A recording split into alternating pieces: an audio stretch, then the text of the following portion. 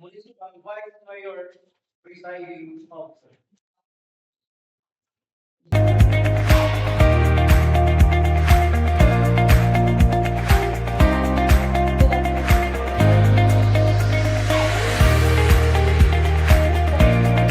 Regular session is now called to order. May I request Honorable Duncan Estrada to lead the prayer, followed by the singing of the Philippine National Anthem, the Himig Sarangan, and the recitation of the PCN. Let us pray. In the Father, the Son, and the Holy Spirit. Graciously, Heavenly Father, we come before you with hearts full of gratitude for the gift of this new day. We thank you for the opportunity to gather once again in this regular session, united in purpose and guided by our commitment to serve our community. Bless each member present today. Grant us wisdom to discuss what is right, patience to listen with understanding, and humility to work together for the common good. May your divine guidance lead our discussions, our decisions, and the actions that will follow. Surround this session with your grace and protection. Help us carry out our duties with integrity, compassion, and genuine desire to uplift the lives of our recipients. All this we ask in your holy and mighty name. Amen.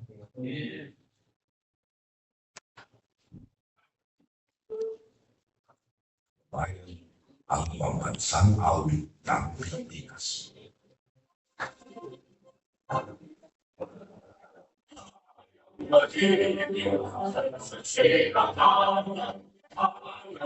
puso sa bigay buhay. Yan ang mag-ibig sa pag-ibig. Tinahasin sa gandang pag-ibig sa dami ng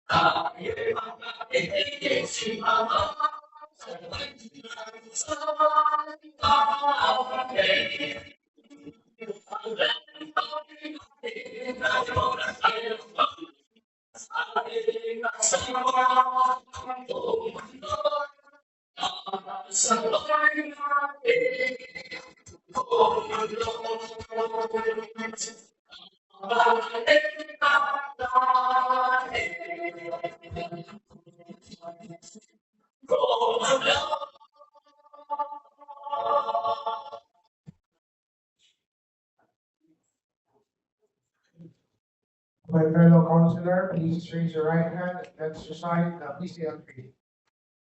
I am a faithful councilor. I take my oath in last measures and ordinances. Fair relations with students. And the pursuit of happiness, peace, and prosperity. I believe in public service of God. I feel principle regulations. I feel very well based on the legislations. The angel of my divine down our heart, and I shall be true like a secret and a people. Thank you. Please be seated. The secretary to the director of the all of the members. If you are not presiding officer, attendance to the 16th Municipal Council to the 21st regular session, November 24, 2025. Honorable Attorney Maria Teresa Darivas Constantino. Present. Honorable Erwin A. Ascap.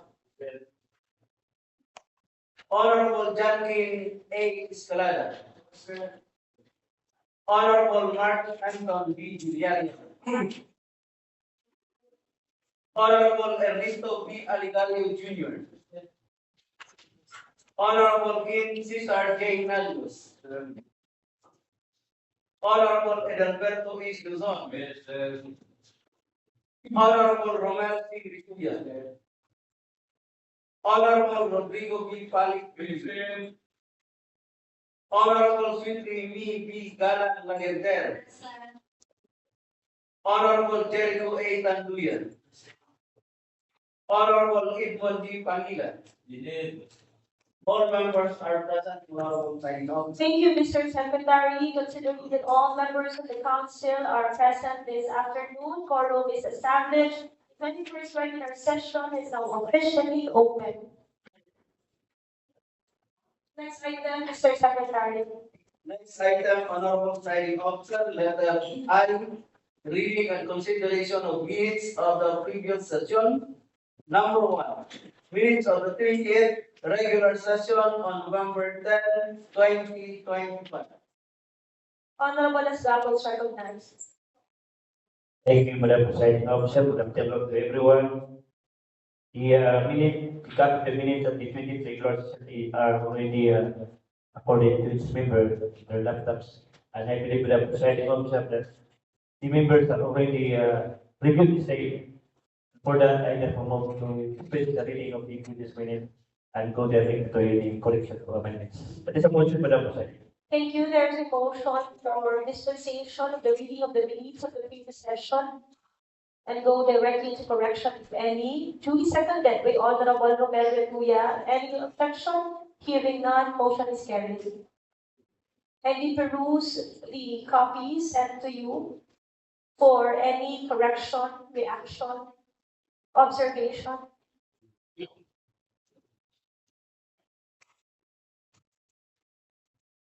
Any observations from the members of the council? Honorable Asgapo. Since no presiding officer, I therefore move for the adoption of the minutes of the 20th regular session dated on November 10, 2025.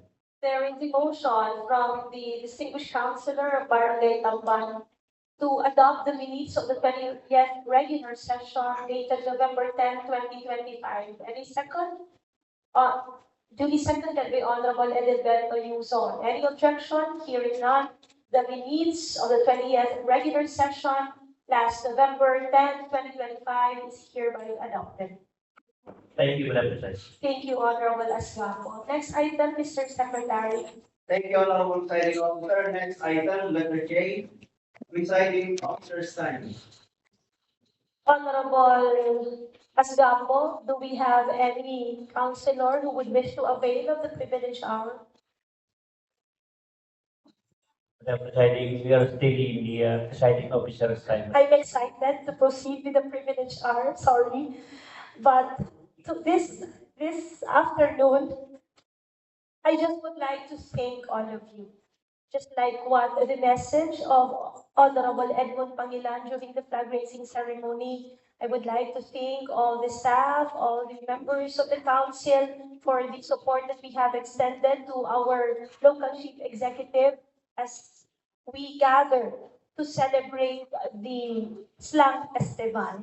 And also, during the special session, the first ever special session of the 16th Council under this representation, the local chief executive would want to extend his gratitude to this 16th Council for honoring his request to accommodate him to deliver his first ever State of the Municipality address through our special session. And with that, the people of Malungon have been apprised of the accomplishment as well as the challenges and the way forward of the current administration as to where we are proceeding through the stewardship and leadership of Mayor Reynaldo Figueroa Constantino. I also would like to take this opportunity to thank our IPMR, Honorable Edmund Pangilan, for paving and leading our IP professionals and our IP leaders in the celebration of our 18th Slang Festival. And this afternoon, I also would like to acknowledge the presence of our municipal administrator, who was also the steering committee chairperson of our 18th Slang Festival, the former councilor of Malungon, who has always been a staunch supporter of the activities of the council, Sir Jesse Yoyo Ampon de la Cruz. Sir, thank you for a job well done and for all your effort in all the activities of our municipality as the municipal administrator and highest alter ego of our local chief executive. At this point, I also would like to commend all our councilors because we have just finished our performance implementation review And during the presentation of the staff, our legislative officers have set already the baseline of this 16th Council. And the baseline of the 16th Council is so high that nakita natin for the next year, kailangan hindi pwedeng mag-plateau kasi hindi tayo bumaba dun sa baseline na na-set natin. And as I have said during our BIR, sabi ko, lahat kayo ng mga staff nandito for a purpose. Ang mga officials under the 16th Council, we are here, mandated for a purpose. That purpose is to really be a public servant and a legislator na may aras sa klarong direksyon. As we have formulated our legislative agenda, we have also set our goal and our mission and vision.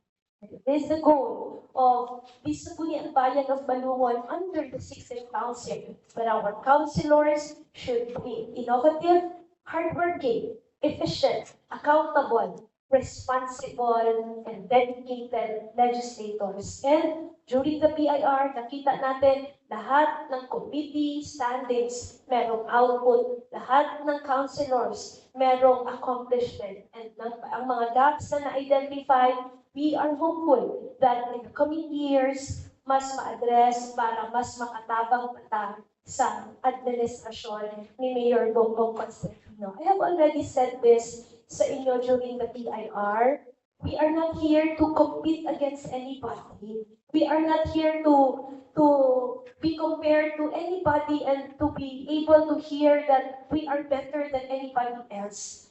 We are here because we want to be better than we used to be and not to compete against each other.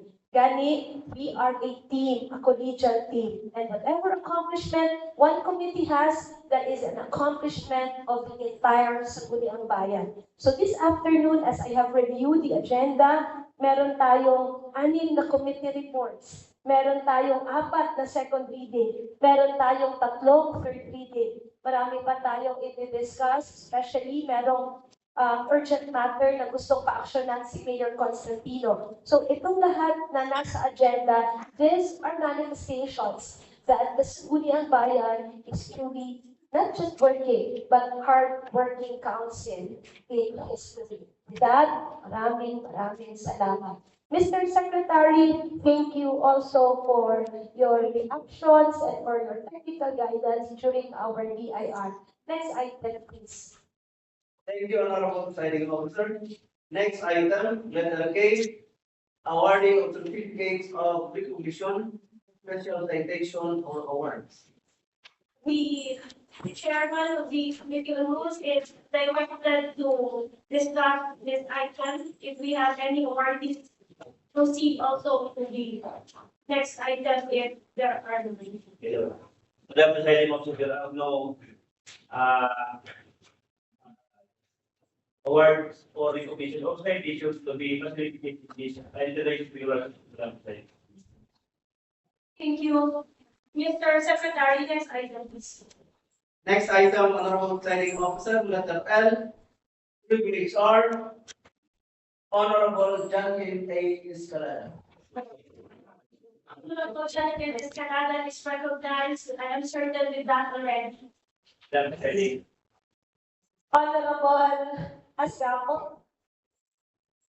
Before the calling of the Honorable Scholar, Madam Presiding,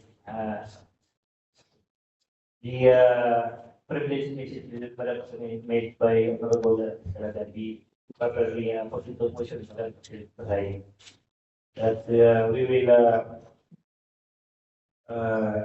give time to Honorable Escalada. For that, I hope that that he will be given floor, Madam Presiding. It's a motion. There is a motion from Honorable Asgapo to give the Honorable Councilor from Poblacion appropriate time to deliver his privileged speech. Any second? To be seconded by Honorable Jericho Tanduyan. Any objection? Hearing none, the motion is carried. Thank you, Madam Presiding.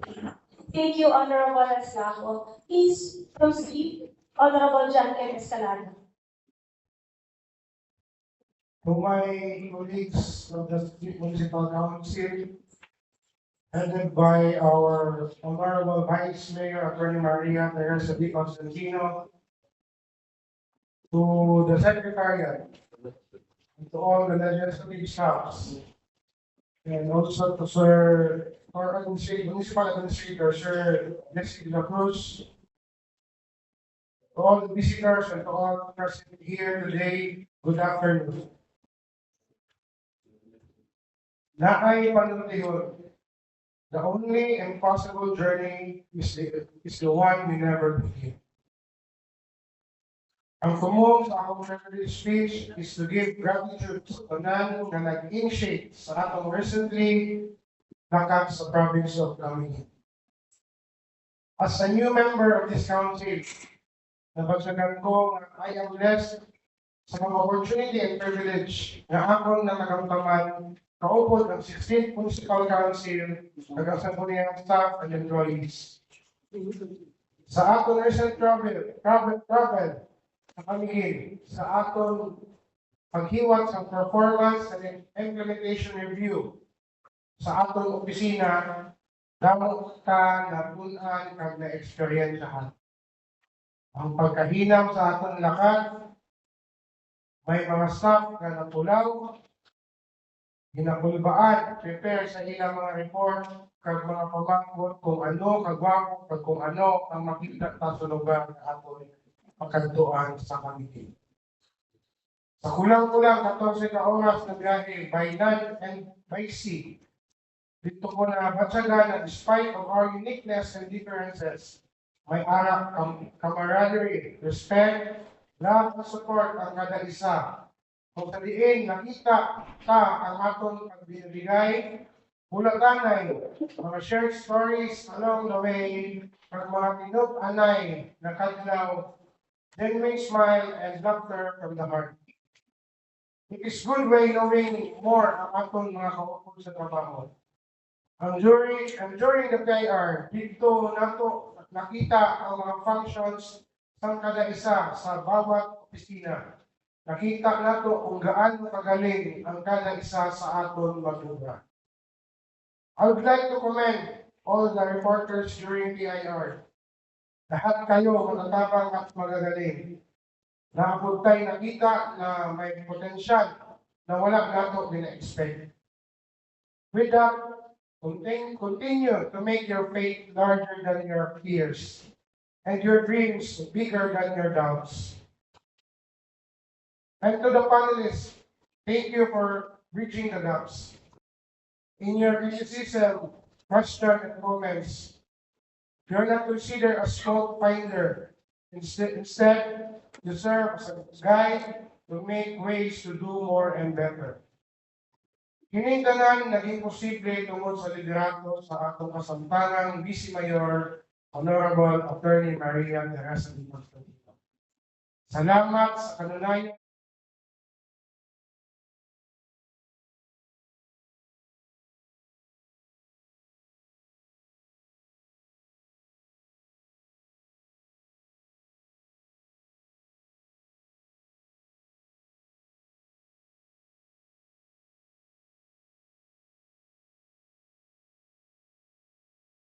Walay kapulihan. Salamat sa paghatag sa mga driver ug kusog na mahatod ta o pabalik ta sa atong lugar na city. Ang ingon ni Winston Churchill, success is not final, failure is not fatal. It is a courage to continue that counts. So 16th Municipal Council, Sangguniang Bayan employees, balik na ta sa realidad, dala ang mga learnings and experiences during our travel. I hope we continue the mantra of our local chief executive, unity and cooperation, and to serve the people with heart. Subida Malungon, daghang salamat, and God bless everyone. Thank you, Honorable John Ken Escalada. Honorable Escalada is recognized. Thank you, Madam Presiding Officer. The Honorable John Ken Escalada has rendered his privilege speech I move to open the floor for further decision or support in relation to this presentation if there are none, Madam President. We have to first ask if the speaker would consent to any questions or deliberation or clarification. Madam President. Okay, there is a clearance or consent from the good councilor of Poblacion. Any reaction or questions from the members of this council in relation to the privileged speech of Honorable John Kenneth Salada? Hearing none, Honorable Aslapo. There being no further decision, Madam Presiding Officer, I move to end the privilege hour. Madam President. There is a motion from Honorable Aslapo to end the privilege hour. Duly seconded by Honorable Ernesto Aligario Jr. Any objection? Hearing none, motion is carried. Mr. Secretary, next item, please. Thank you, Honorable Presiding Officer. Next item, letter M, question and answer hour. Honorable Aslapo. To the best of my knowledge, Madam President, there are no item under question and answer hour, Madam President. Very well, Mr. Secretary, next item, please. Next item, Honorable Presiding Officer, letter N, committee report. Number 1. Committee report number 2025-07. Draft ordinance entitled an ordinance institutionalizing the public-private partnership for the people for peace.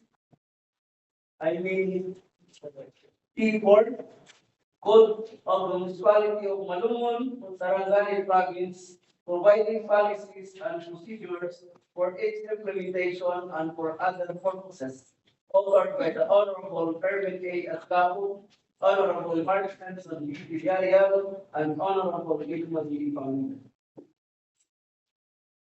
Honorable John Ken Escalada is recognized.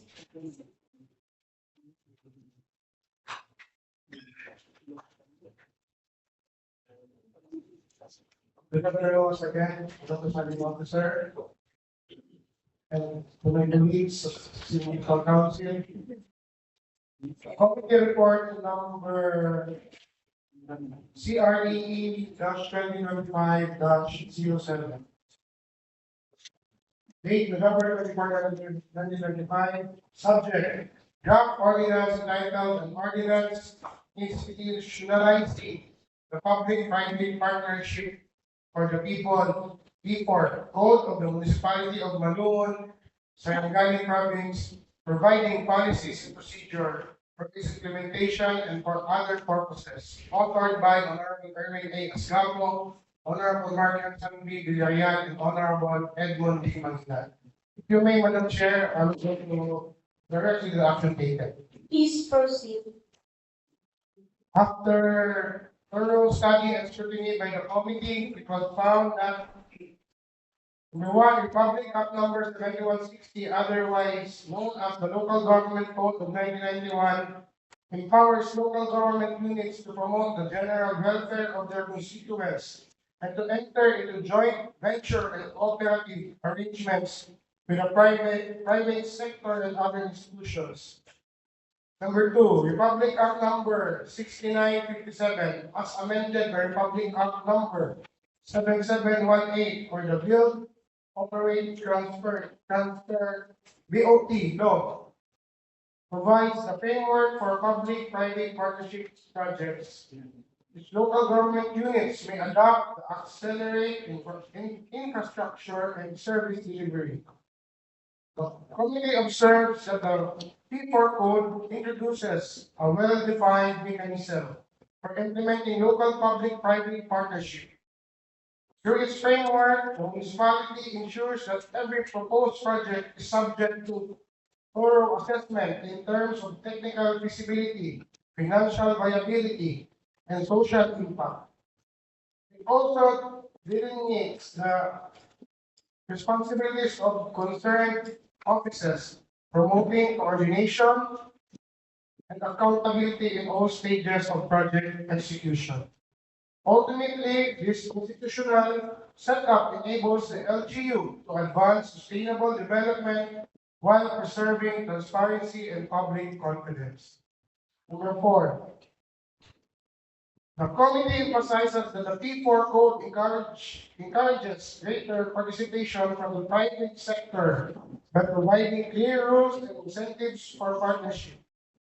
This collaboration allows the municipality to undertake large-scale infrastructure and service-oriented projects that would otherwise exceed its fiscal capacity.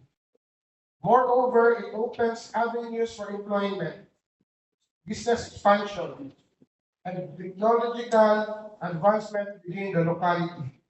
Through this inclusive framework, Malungon positions itself as an attractive destination for investment that contribute to long-term economic progress. Number five, the committee further highlights that the P4 Code upholds good governance principles by mandating transparent and competitive processes in project selection and approval. It requires public disclosure, third-party evaluation, and regular monitoring to safeguard against misuse of authority and resources. Built-in accountability measures ensures that every partnership generally serves public interest and aligns with the municipal development objectives. Such adherence, transparency, and efficiency fosters citizen trust and strengthens the integrity of local governance. And number six, after thorough deliberation, the committee finds the draft ordinance proper and in order. Recommendation. Upon more deliberation, the committee recommends the adoption of this committee report and enactment of an ordinance entitled An Ordinance Institutionalizing the Public-Private Partnership for the People, People Code of the Municipality of Malungon, Sarangani Province, providing policies and procedures from its implementation and for other purposes. Authored by Honorable Erwin Asgapo, Honorable Mark Henson Villarreal, Honorable Edmund D. Pangilan, and yours truly, Honorable John Estrada. Submitted by Committee on Revenue and Economic Enterprise and Committee on Trade and Industry and Pride Protection. Yours truly, as Committee Chair, and the members of the 3A is Honorable Aligario, Honorable Villarreal, Honorable Rituya. And sa DTI is Honorable Erwin Ascapo, Honorable Yuson, and Honorable Tanduyan. Submitted to the floor for any clarification and manifestation, Madam Chair. Any manifestation or clarification from the members of this council? Just for clarification, I believe that one of the authors of this ordinance, proposed ordinance, is Honorable Edmond D. Pangilan. For clarification, for purposes of clarity, did the P4 proposal or the proposed ordinance of this P4 code consider the application of this ordinance to the indigenous communities? Did we consider also the treatment of the ancestral domain and possible investors under our ancestral domain area? Honorable Pangilan is recognized.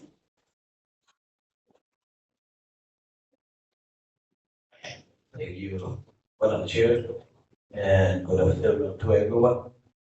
Well, as one of the authors, as I look at the document, actually, it is also really considered helpful in part of the indigenous people, or particularly from the property of the, because the brought some consent and awareness of the indigenous peoples. And through this ordinance, Madam Chair, it's also part of an empowerment of the indigenous peoples because part even the operations of all the projects, whenever, if ever, there are projects to be implemented in the ancestral domain, part of the implementors working, the manpowers are coming from the indigenous people. So it really helps also, not just awareness, but employment later on if there are projects to be implemented. Thank you for the clarification, Honorable Pangilan. I just have to make that inquiry because it was not specifically included in the committee report as to the affectation in favor of our indigenous peoples. Thank you. Any question, clarification?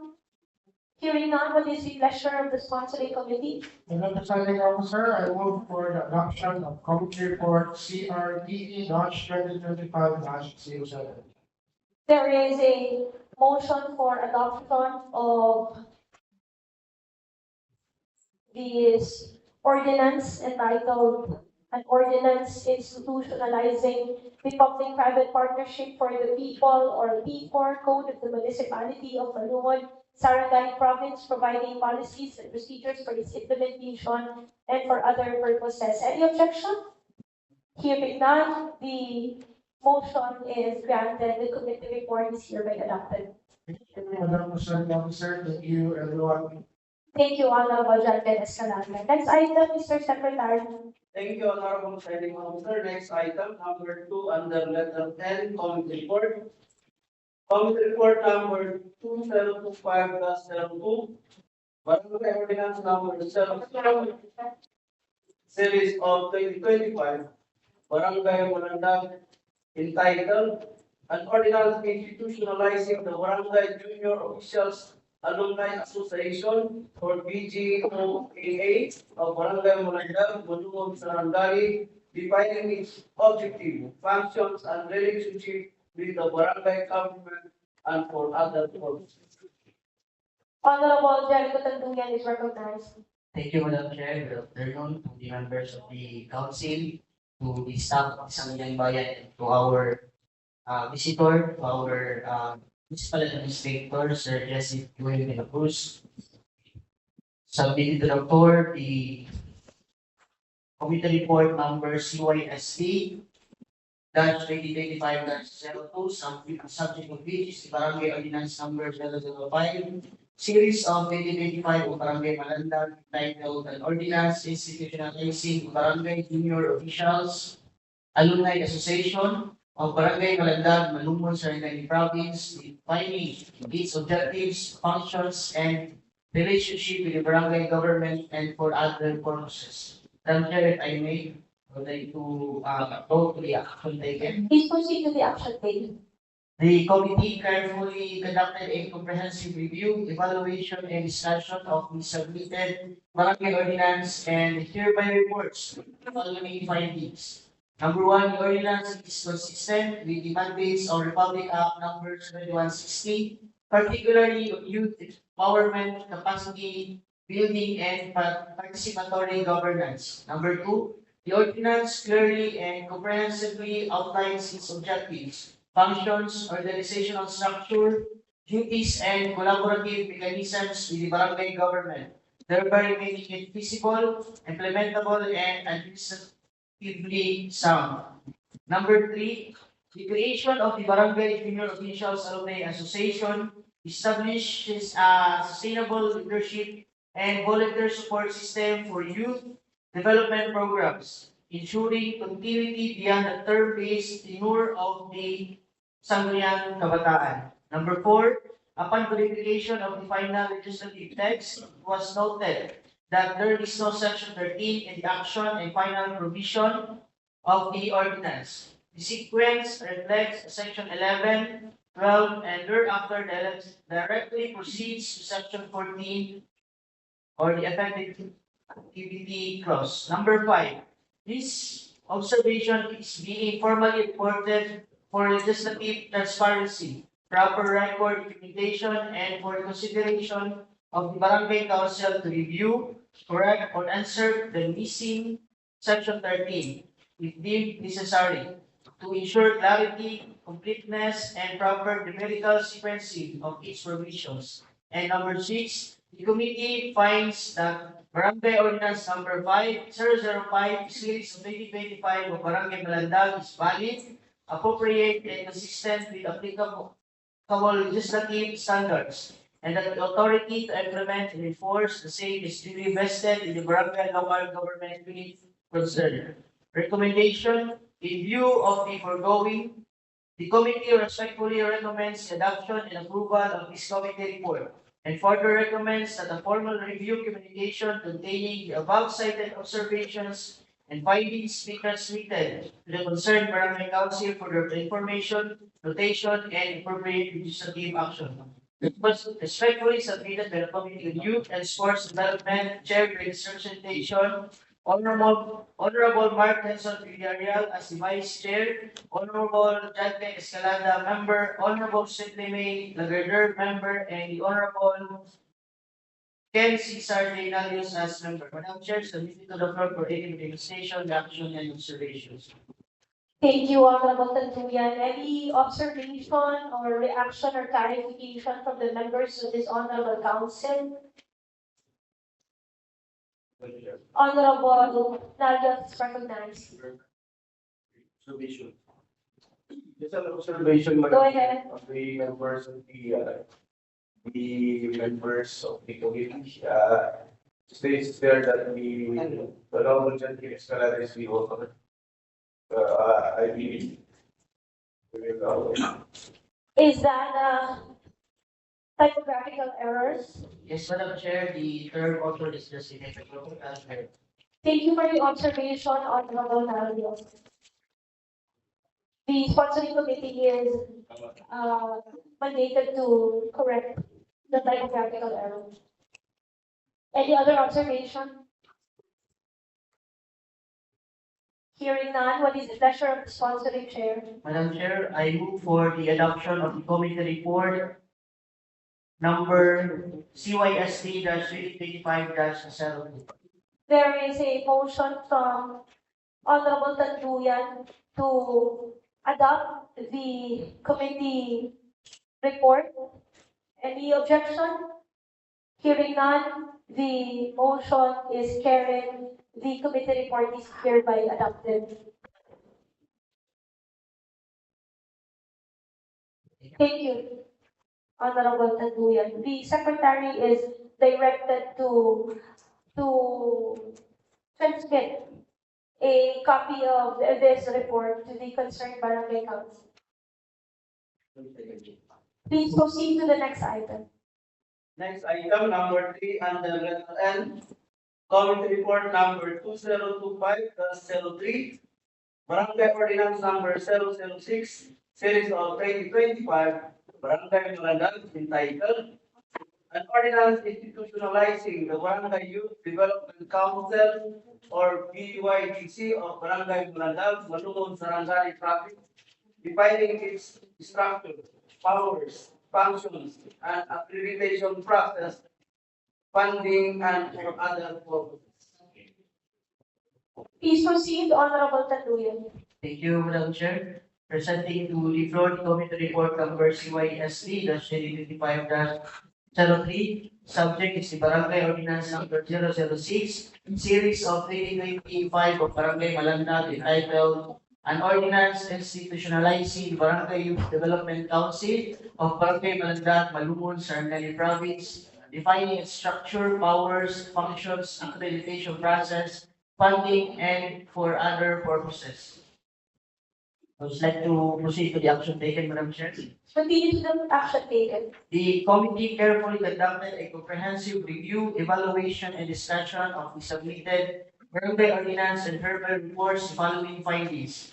Number 1, the ordinance is consistent with the mandates of Republic Act number 7160 or the Local Government Code of 1991. as well as relevant to the national and local policies promoting youth participation, empowerment, social protection, capacity development, and participatory governance. Number two, the ordinance clearly establishes its legal basis, policy framework, institutional responsibilities, and program implementation structure, and comprehensively outlines its objectives, functions, organizational composition, operational duties, and coordination mechanisms with the barangay government, thereby making it feasible, implementable, responsive, and administratively sound. Number three, the establishment of the Barangay Youth Development Council provides a sustainable mechanism for youth leadership, representation, and participation in barangay youth development initiatives, ensuring that all organized youth sectors are properly engaged and given opportunities to participate in the formulation, planning, and implementation of the Sangguniang Kabataan programs, projects, and activities.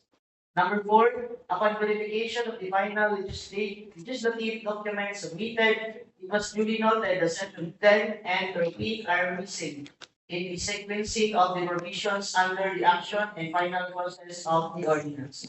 The numbering appears to section 9, 11, 12, and then proceeds directly to section 14, thereby creating a gap in the numerical sequence. Number five, this findings is hereby formally submitted for legislative transparency and proper record documentation, and for consideration of the Barangay Council to review, amend, and renumber or insert the missing section 10 and 13, if deemed necessary, to ensure clarity, coherence, and completeness of the ordinance. And number six, the committee finds that Barangay Ordinance number 006, series of 2025 of Barangay Malandang is valid, necessary, beneficial to the youth sector, and consistent with applicable legislative and policy standards, and that the authority to implement and enforce the same is duly vested in the barangay local government unit concerned.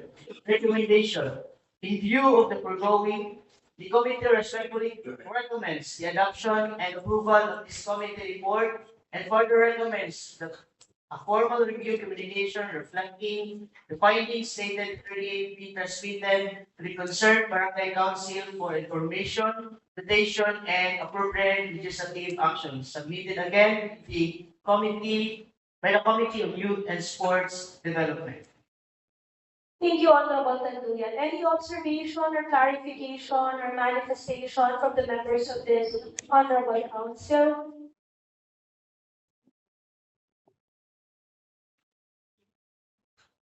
So just for clarity, Honorable Tanduyan, the ordinance, proposed ordinance of Barangay Malanda is valid only, but we are just reporting that the sequencing of the numbers should be properly made. Yes, Madam Chair. Thank you. What is now the pleasure of the sponsoring chair? There are no more manifestations, Madam Chair. I move for the adoption of the committee report number CYSD-2025-73. There is a motion from the chairman of the Committee on Youth and Sports Development to adopt this particular committee report. Any objection? Hearing none, the motion is granted. The committee report is hereby adopted. Thank you, Madam Chair. Thank you, my colleagues. Thank you, Honorable Tanduyan. The secretary now is mandated to properly transmit to the concerned barangay the copy of this report for their information, notation, and appropriate legislative action. Next item, please. Thank you, Honorable Presiding Officer. Next item, number 4 on the agenda 10, Bond report number 2025-07, supplemental budget number 1 for calendar year 2025 of Barangay Bayan, Malungon, Sarangani Province. Honorable Kian Cesar Nalves is recognized.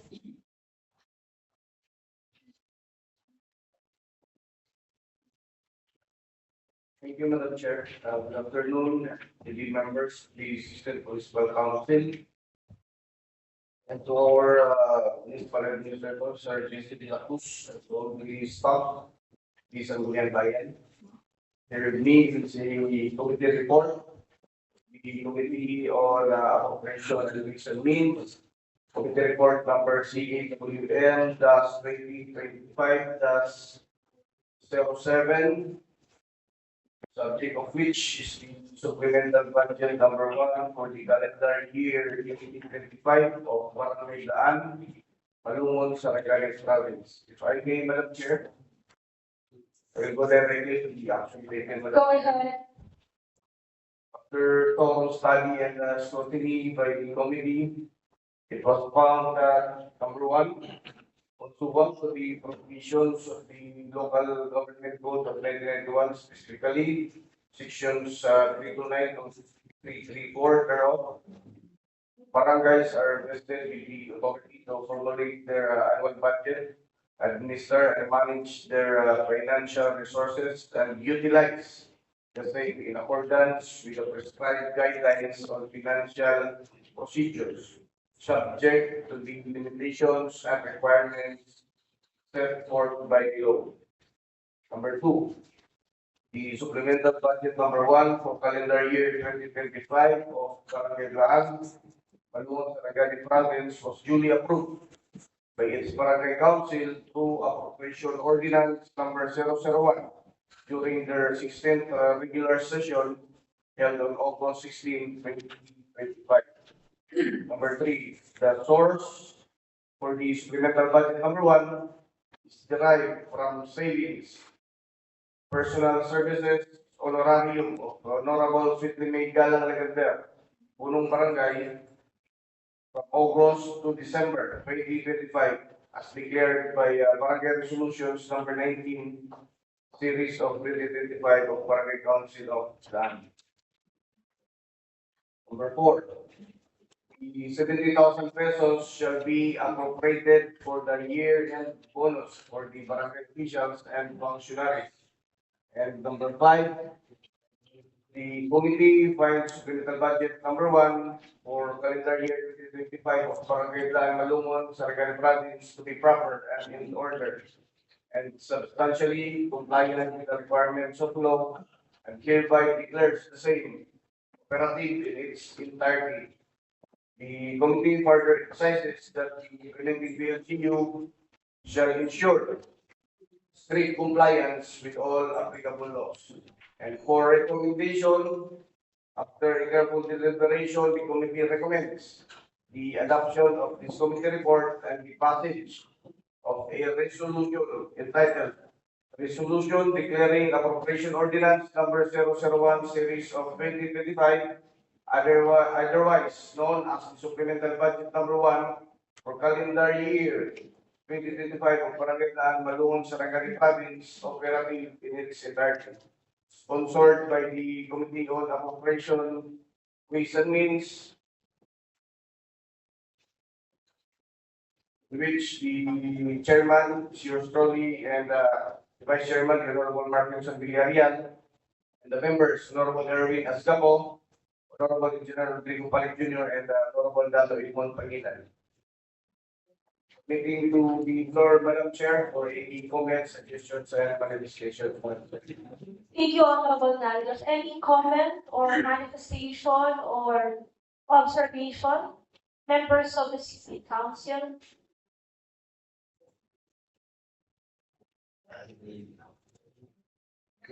You are proposing for that this supplemental budget or this particular resolution proposed by Barangay Daan valid in its entirety? Yes, Honorable Madam. Not in part. Yes. Thank you, Madam. What is the pleasure of the sponsoring chair? Madam Chair, I move for the adoption of this committee report number CAWN 2025-07. Madam Chair. There is a motion from Honorable Nalios to adopt this committee report. Any objection? Hearing none, motion is carried. Committee report is hereby adopted. Another motion, Madam Chair. Go ahead. I move for the motion of resolution declaring the appropriation ordinance number 001 series of 2025, otherwise known as the Supplemental budget number 1 for calendar year 2025 of Barangay Plan Malungon, Sarangani Province, operative in its entirety to be included in today's regular session, Madam Chair, in the second reading, Madam Chair. There is a motion from Honorable Nalios to include the draft resolution declaring appropriation ordinance number 001 series of 2025, otherwise known as the supplemental budget number 1 for calendar year 2025 of Barangay Laan, Malungon, Sarangani Province, operative in its entirety under second reading in today's regular session. Duly seconded by Honorable Mark Henson Villarreal. Any objection? Hearing none, motion is carried. Secretary is directed to include this draft resolution to the appropriate item under today's order of business. Yes, Madam Chair. Thank you, Honorable Nalios. Next item, Mr. Secretary. Next item, hearing officer number 5 under the time. Committee report number 2025-08. Barangay San Miguel resolution number 15 series of 2025 entitled a resolution approving supplemental budget number 701 series of 2025 entitled an ordinance authorizing the appropriation of funds in the amount of 120,000 pesos from personal services representing honorary chairperson Jericho A. Tanduyan to maintenance and other operating expenses, MOEA, under the 2024 barangay budget of Barangay San Miguel, Malungon, Sarangani. Honorable Nalios, please proceed. Yes, thank you, Madam Chair. Here with me is the copy of the committee report number CAWM that's 2025-08, subject of which is the Barangay Legal Resolution number 15, series of 2025, entitled a resolution approving supplemental ordinance number 001, series of 2025, entitled an ordinance authorizing the reappropriation of funds in the amount of 120,000 pesos from personal services representing the honorarium of his chairperson Jericho A. Tanduyan to maintenance and other operating expenses or the MOOE under the 2024 barangay budget of Barangay San Miguel, Malungon, Sarangani Province. If I may proceed, Madam Chair, to the action taken Please go directly to the action taken. after the study of this committee. It was found that number 1, pursuant to the provisions of the local government code of 1991, specifically sections 334 to 334 thereof, barangays are vested with the authority to formulate their annual budget, administer and manage their financial resources, and utilize the same in accordance with the prescribed guidelines on financial procedure subject to the limitation and requirements set forth by law. Number 2, the supplemental budget number 1 for calendar year 2025 of Barangay San Miguel, Malungon, Sarangani Province was duly approved by its Barangay Council through appropriation ordinance during a regular session held on July 17, 2025. Number 3, the source for the supplemental budget number 1 is derived from the savings personal services honorarium of the Honorable Jericho A. Tanduyan, is chairperson from Barangay San Miguel from January to December 2025 as declared by Barangay Resolutions number 15, series of 2025 of Barangay San Miguel. Number 4, that the 120,000 pesos shall be reallocated and appropriated to the following project. The implementing office will be the LGU San Miguel, and the purpose of which is the purchase of power supply system or the solar street lights.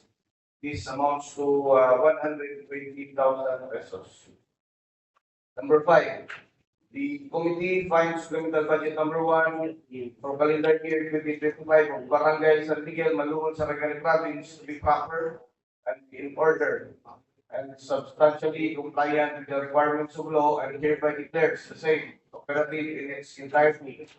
The committee further emphasizes that the implementing BLGU shall ensure strict compliance with all applicable laws, particularly Republic Act 12009, the Republic of the Philippines, also known as the New Government Procurement Act or EGPA, and its implementing rules and regulations.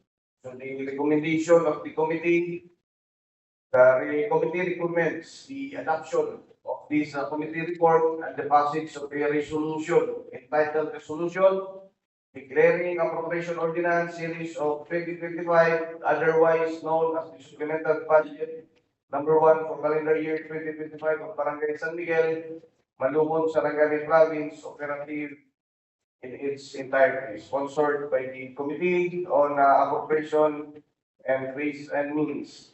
Submitting to the floor, Madam Chair, for any observation, legislation, and question, Madam Chair. Thank you, Honorable Narios. Any observation, comment, or reaction? Members of the 16th Municipal Council?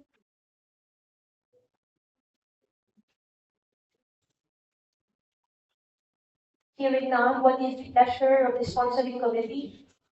Yes, Madam Chair, I move, Madam Chair, for the adoption of this committee report number CAWM-2025-08, Madam Chair.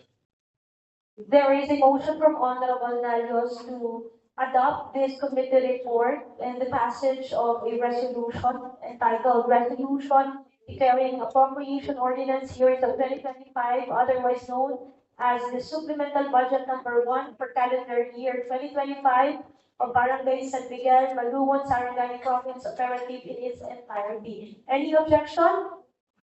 Hearing none, motion is carried. This committee report is hereby adopted. Thank you, Madam Chair. Another motion, Madam Chair. Go ahead, Honorable Narios. I move for the inclusion of draft resolution declaring of operation ordinance series of 2025, otherwise known as the supplemental budget number 1 for calendar year 2025 of Barangay San Miguel, Malungon, Sarangani Province operative in its entirety to be included in this regular session, Madam Chair, and all the second reading, Madam Chair. There is a motion from Honorable Narios to include the draft resolution declaring appropriation ordinance series of 2025, otherwise known as the supplemental budget number 1 for calendar year 2025 of Barangay San Miguel, Malungon, Sarangani Province operative in its entirety under second reading in today's order of business, duly seconded by Honorable Mark Henson Villarreal. Any objection? Hearing none, motion is carried. Thank you, Madam Chair. Thank you. Secretary is directed to include this particular item under the second reading of today's regular session. Next item, please. Next item, Planning Officer, number 6 under letter N. Committee report number 2025-09. Proposed annual budget for calendar fiscal year 2026 of the local government unit of Malungon amounting to 683,962,124 pesos. Honorable Narios is once again recognized. Thank you, Madam Chair.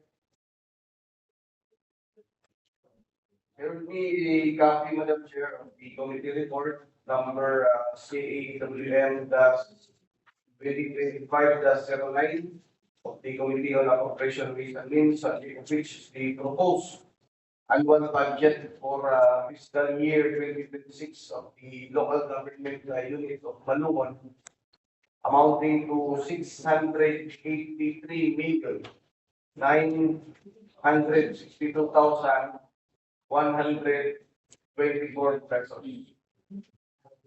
I may, Madam Chair, I will go directly to the action taken, Madam Please Chair. go directly to the action page. After a thorough study, Madam Chair, it was found out that number one, the creation and preparation of the annual budget of the municipality is governed under the local government code of 1991, Republic Act number 7160, specifically under Book Code Title 5, Chapter 2, which deals with the local budget preparation.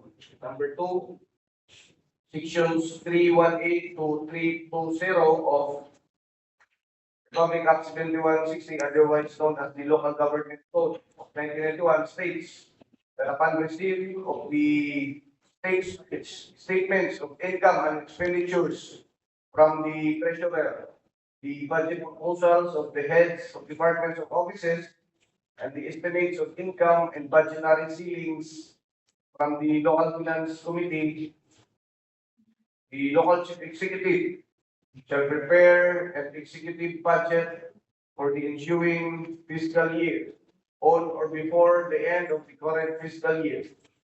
The Sangguniang concerned shall, through an ordinance, the annual budget of the local government unit for the ensuing fiscal year on the basis of the estimates of income and expenditures submitted by the local chief executive, and the ordinance enacting the annual budget shall take effect at the beginning of the ensuing calendar year. An ordinance enacting a supplemental budget, however, shall take effect upon its approval or on the day fixed therein.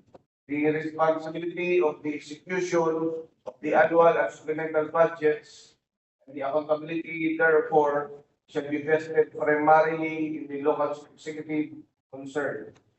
Number three, the proposed annual budget for calendar year 2026 amounting to 683,962,124 pesos is derived from the following sources. Letter A, external sources, particularly the share from the National Tax Allotment or the NATA in the amount of 653,962,124 pesos. And letter B, from local sources consisting of tax revenues and non-tax revenues amounting to 30 million pesos. Number four, there is a 15% increase the allotted national budget, annual budget for calendar year 2026 compared to the previous year's annual budget for calendar year 2025. The annual budget of 2025, which is 593,024,000 pesos and 24,100 pesos, and comparing to the annual budget of 2026, amounting to 683,962,124 pesos, there is an increase of 15%, amounting to 90,938,024 pesos. Number five, the total proposed annual budget for calendar year 2026 amounting to 683,962,124 pesos will be used for the operation of the local government unit of Malungon and is itemized as follows. From personal services amounting to 188,385,758.30 pesos. Maintenance and other operating expenses, 278,456,412 pesos point 47, and a capital outlay of 3,715,000. Then the budgetary requirements, the 20% development fund amounting to 130,792,424.80. And the 5% interim fund amounting to 34,198,106.20.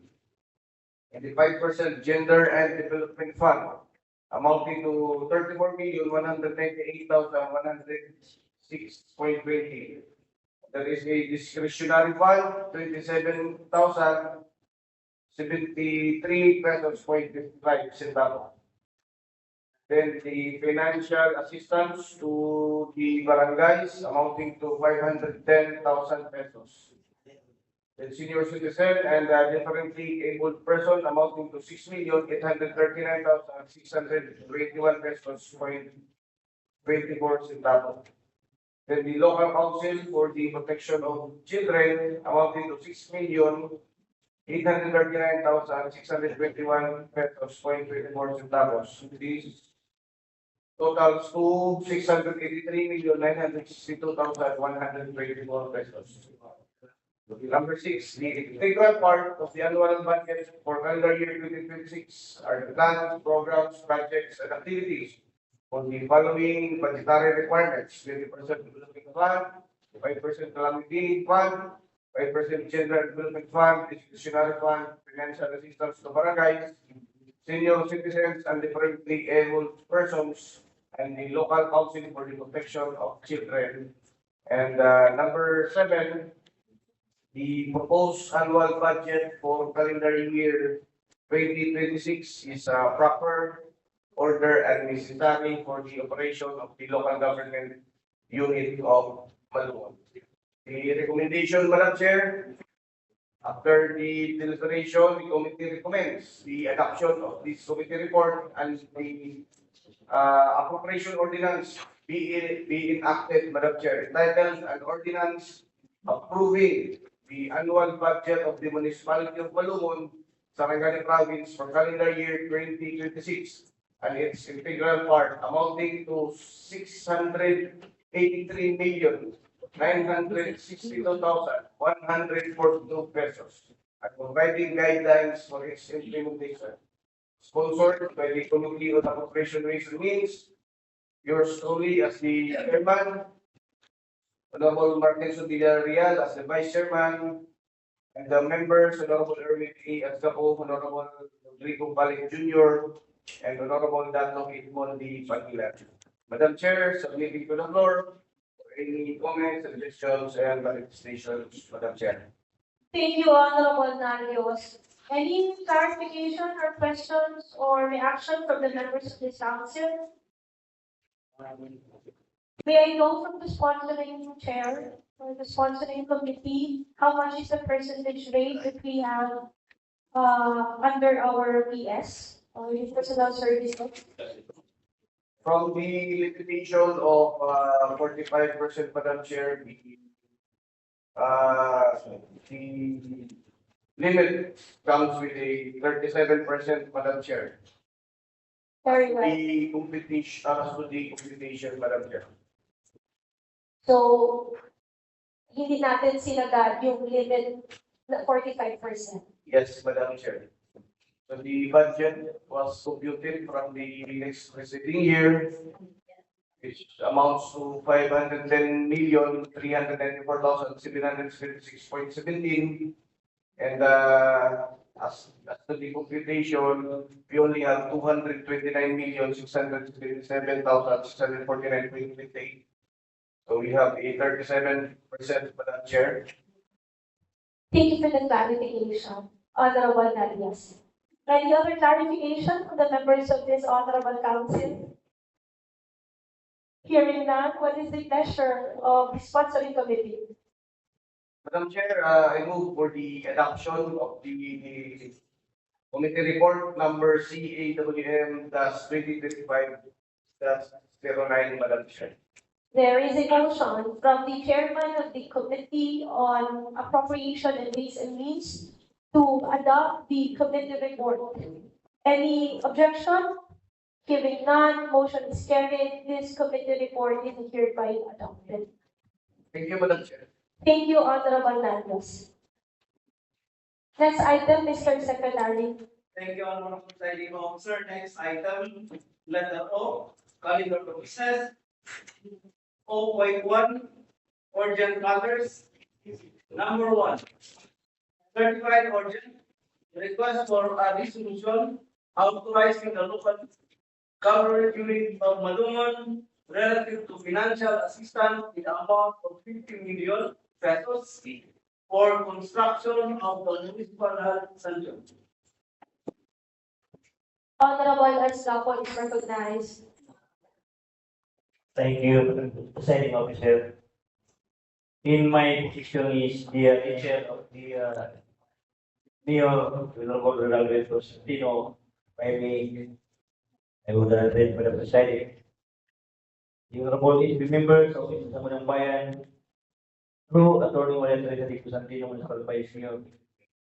Warm greetings, the office of the Municipal Mayor faithfully endorses for your deliberation and approval a resolution authorizing the local government unit of Malungon to formally request financial assistance in the amount of 50 million pesos for the construction of the Malungon Health Center. The proposed Malungon Health Center is a major component of our municipal health development plan, designed to strengthen accessible, quality, and community-centered healthcare for our rapidly growing population. This project aims to provide improved outpatient services, maternal and child care, diagnostic services, and preventive health programs, while ensuring a safer and more resilient facility for both frontline health workers and public.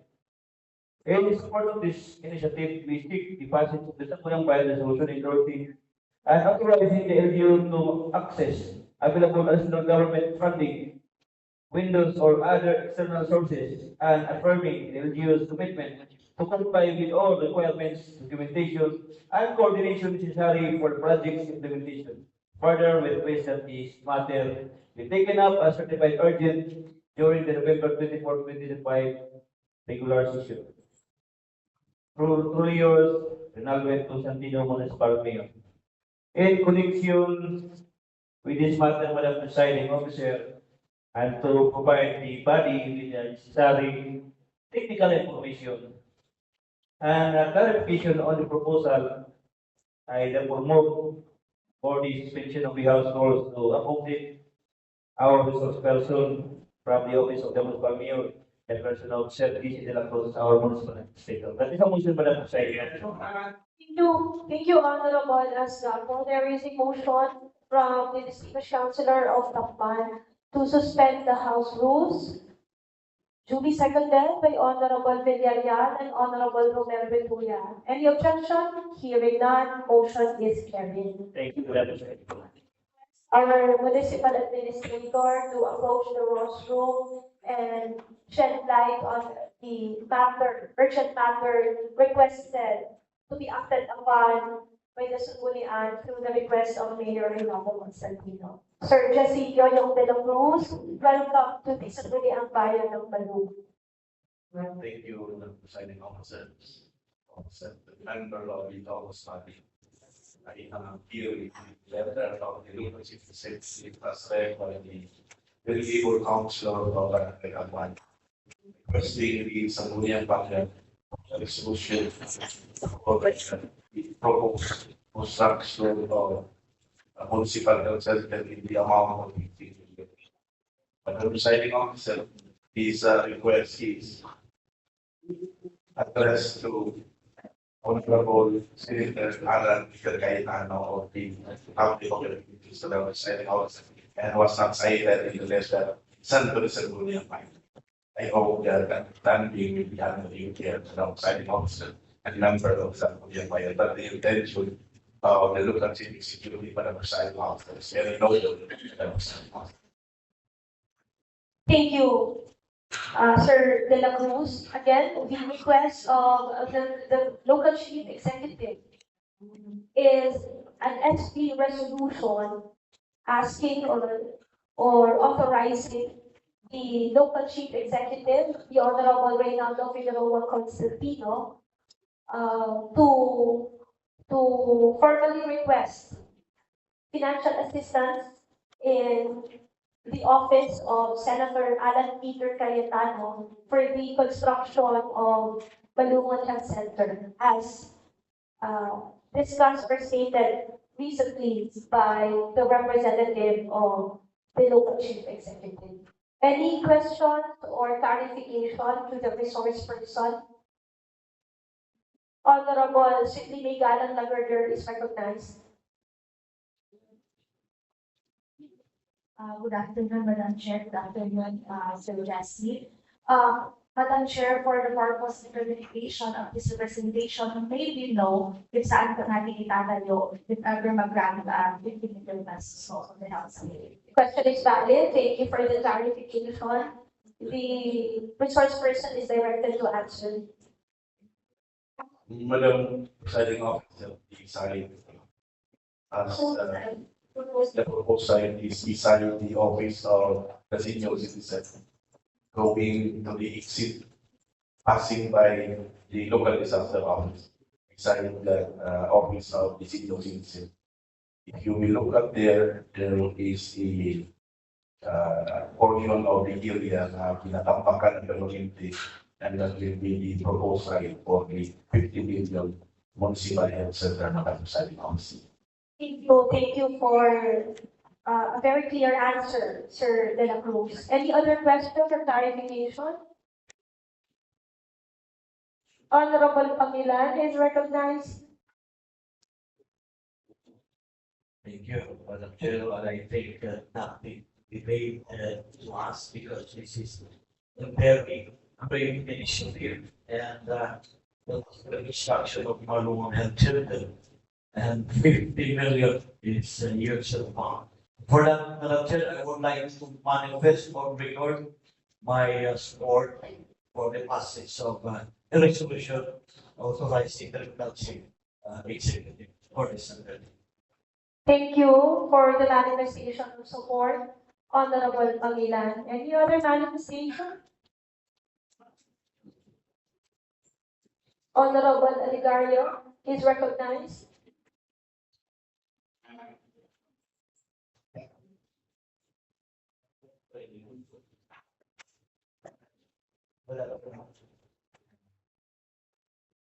Sa kami nagsusunod may appointment.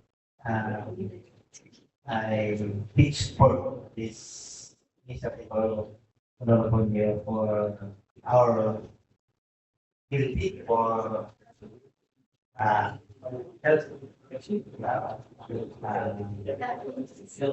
health system. Dako kay tabang kinahanglan yun. For example, yung hospital ko is kailangan wato tulog ka daw pag likod sa wheelchair bago ka mag-compare kung nana dire mas makatapang kita sa mga sinisip. Salamat sa manifestasyon sa pagsuporta sa plano o mga tinguhang ni Mayor Reynaldo Constantino, Konsehal Aligardo. Any other manifestation, observation, clarification? Hearing none. Sir De La Cruz, you have anything more to say? Or may ginapaabot pa ba si Mayor Constantino sa 16th Council? To the 16th Council, the executive department is still having because of support, and we are very clear with the Presiding Officer that the office of the local city executive cannot go forward in the absence of the support of the Sangguniang Bayan. And hopefully the support will come out with a very good almost the Presiding Officer. They will be so that he will down the local city secretary is sending our heartfelt thanks to the members of the Sangguniang Bayan. And together we will continue to make Malungon a better place to live. So this proposal is one of the requirements for the Presiding Officer.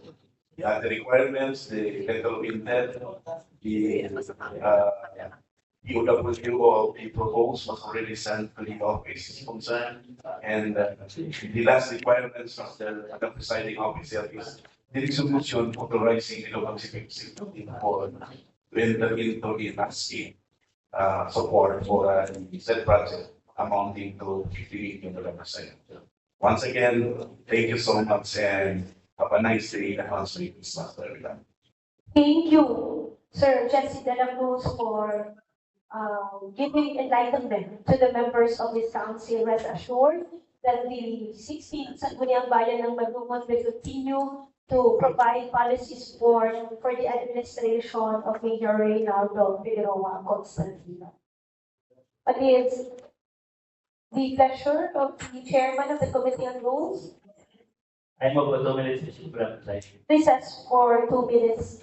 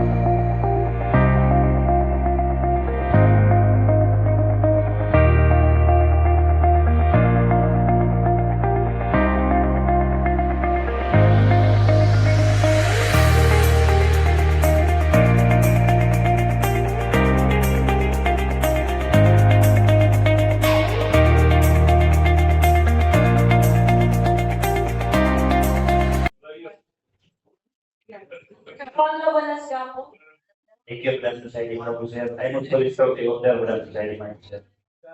There is a motion to restore the order duly seconded by Honorable Supreme Gano Lagarder and Honorable Panilan. Any objection? Hearing none, order is restored. Madam Presiding, the proposed draft resolution will be addressed to the office of the Senator Peter Alan Cayetano, Madam Presiding Officer. And in view of the urgency of said matter and the merits presented in the floor, and if there are no discussion or clarification from the floor, I move to pass a resolution authorizing the Honorable Rinaldo Constantino, Municipal Mayor, representing the local government unit of Malungon, to formally request financial assistance for the construction of Malungon Health Center, and for this purpose, expressing their due commitment to comply with all requirements to necessary for the implementation of the project without presiding officer. That is a motion. Thank you, Honorable Escampo. There is a motion to pass a resolution authorizing the Honorable Reynaldo F. Constantino, Municipal Mayor, representing the local government unit of Malungon, to formally request the office of Senator Alan Peter Cayetano for financial assistance in relation to the construction of the Malungon Health Center, and for this purpose, expressing the LGU's commitment to comply with all requirements necessary for the implementation of the project, duly seconded by Honorable Rodrigo Palet Jr. and Honorable Edelberto Yuzon. Any objection? Hearing none, the resolution is hereby approved. Thank you very much, Madam Presiding, and Thank you, Honorable Escampo.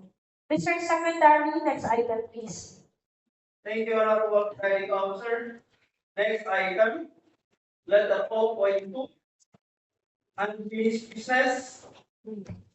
Honorable Escampo is recognized.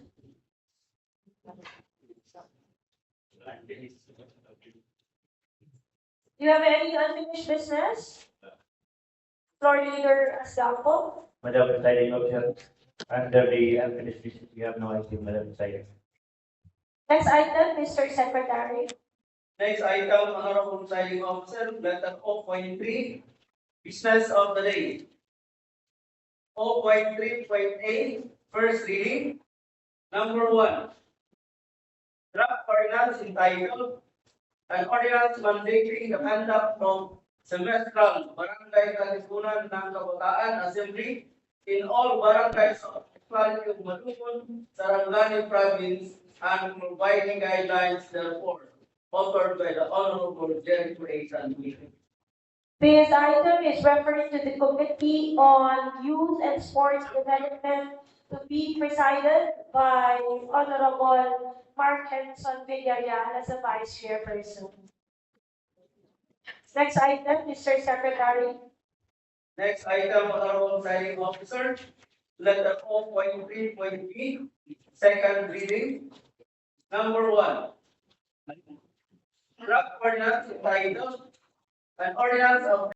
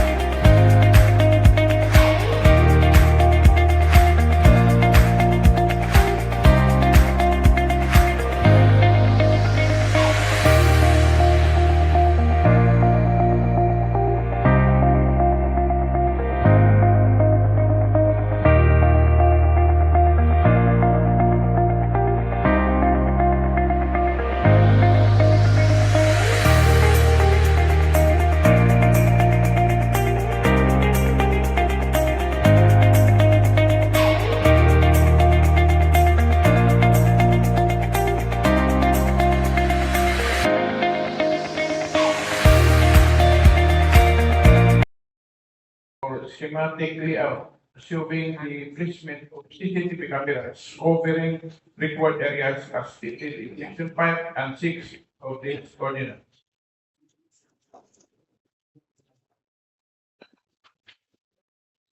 Number 3, technical specification of the responsibility system, including but not limited to camera resolution minimum of 1080 or equivalent.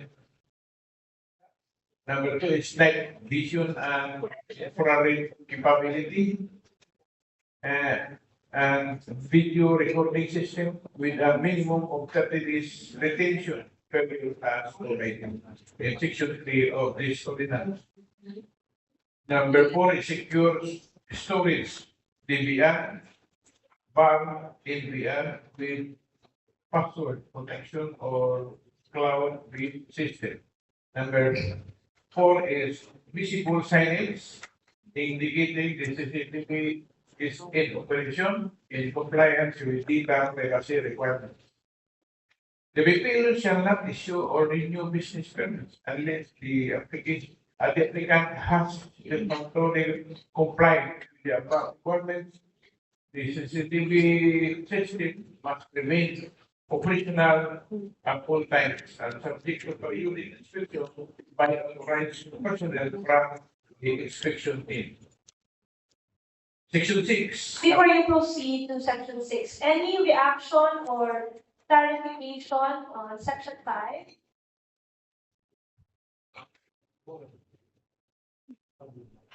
None? I proceed, Honorable Chief. None? Let's continue. Under section 8, the local additional provision is under local chief executive may add additional members of the committee as he or she may deem necessary. Under section 8, there is municipal closed circuit television CCTV committee. There shall be a committee to oversee the implementation of this ordinance, which shall be composed of the following but not limited to chairperson, municipal mayor, vice chairperson, SB, chairperson committee on police, and other fire and safety members, PNP, AIDS, engineering office, local investment enterprise promotion office, cybersecurity union, business permits and licensing, and municipal treasurer's office and administrative CSO. The additional provision is the local chief executive may add additional members of the committee as he or she will be necessary. Any clarification under section 8? Just a point of inquiry, Honorable Panel. We have included additional provision under the last paragraph of section 8. It says the local chief executive may add additional members of the committee as may be deemed necessary.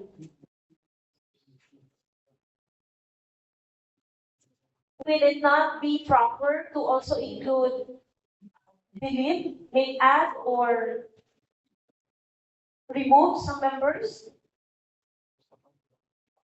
The members of this particular committee are numbering to 8 already, apart from the chairman and the chair and the vice chair. Just a no need to answer. I just want to say that to the sponsoring committee. But if this has already passed the committee report and we have already discussed our observation there, so we may proceed unless some of the members have some clarification under this particular provision. Having that, let's continue. And the issue of the viewing or recording of after video footage or anything that be used with real estate or individuals only those authorized person given with authority and permission by inspection team can only access the footage from the recording of the CCTV system for with early dissemination and for purpose of smooth investigation of the assigned authority. The additional text is one and to maintain compliance with Republic Act number 10173 of the Data Privacy Act of 2020. Any clarification? Honorable Pala, can we go back to section 10 first? Section 10, please. Access to recording. I will read again. Yes, please. If crime has been committed of the operator, employee, or owner of the establishment has reason to believe that crime has been committed and has reported by the CCTV, the operator, employee, or owner of the establishment shall immediately contact the nearest police station and shall provide access to the pertinent recording of the police and other investigators. To the police and other investigators. The operator, employee, or owner of the business establishment shall also make available the camera recordings to the law enforcement officers engaged in criminal investigation upon written request of the authorized for the designated officer thereof with the particular time and day covered by the request therein specified. The captured video footage or images may be used at any time to satisfy the written order or subpoena of any court or body with competent jurisdiction. Can you elaborate to us section 10? Section 10. Can you give us an example, please? For example, which your establishment is within the location of the crime incident, and you have to scan your CCTV and you have the clear image of the crime committed, then by this ordinance, you have to report to the nearest police station. And that's it. Honorable, thank you, Honorable Pala. Honorable Villarreal is recognized. Thank you, Madam.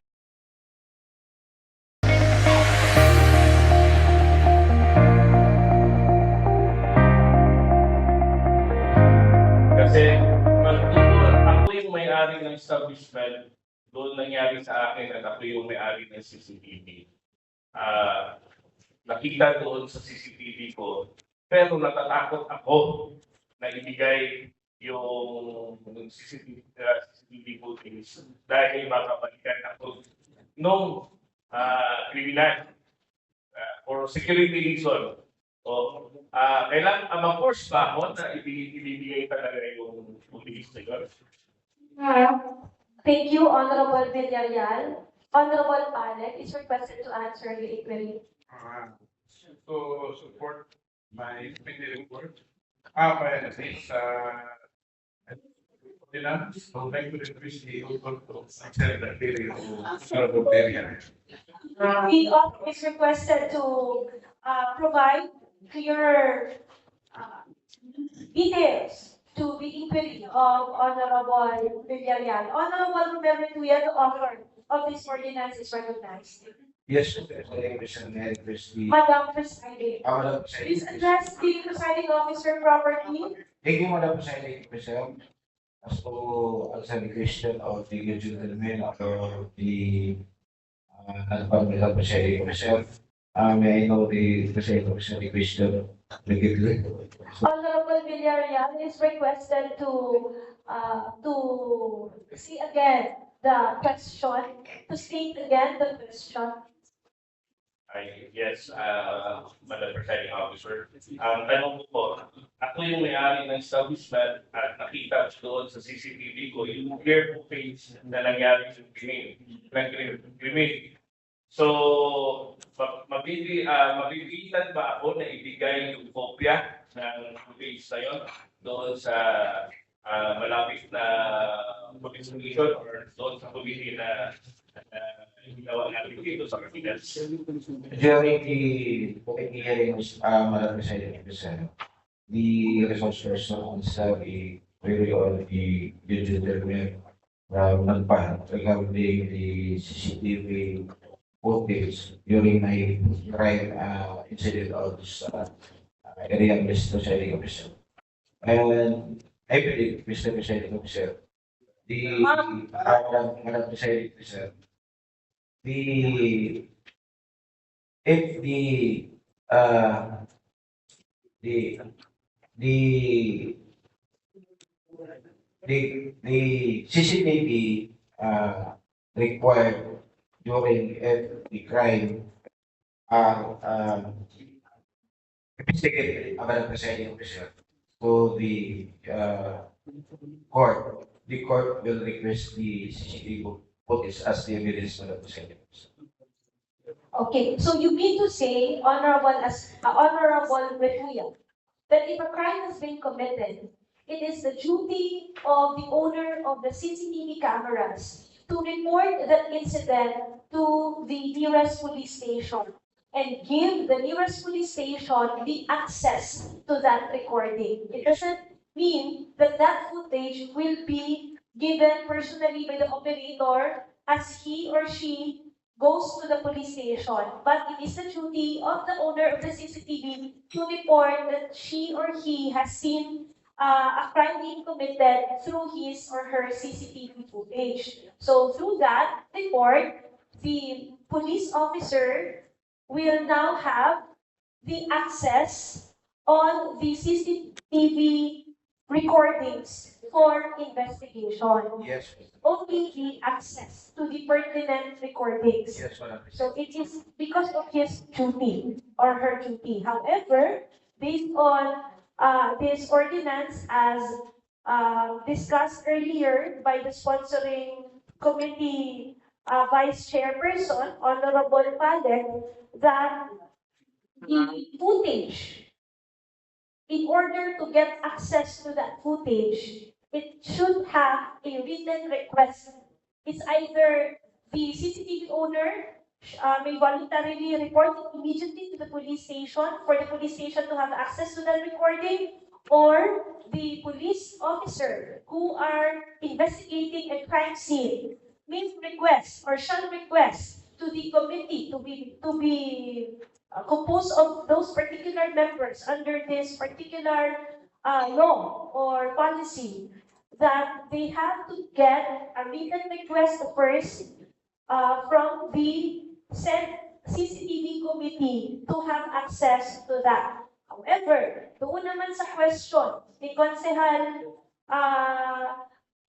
Villarreal na pwede bang ma-force or ma-force pa yung may-ari ng CCTV camera para ibigay yung recordings, it is mandatory, especially if there is a written order or subpoena from a competent court. Is that what you mean by your answer, Honorable Romel Retuya? Thank you. Clarify, Honorable Villarreal?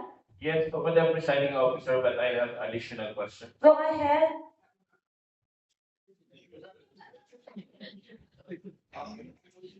Honorable Villarreal, you may state your follow-up question, please. Okay, may additional question, Madam Presiding Officer. How about sa takot ko, pinilit ko yung record ng CCTV? Ano ba ang magiging kaparusahan akin bilang may-ari? Thank you for the question, Honorable Villarreal. The sponsoring committee is requested to answer. Thank you, Honorable Chair. That is a good question. The query is under the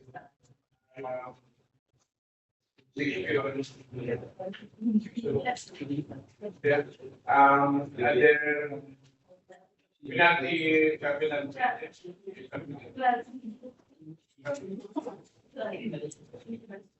12, section 12.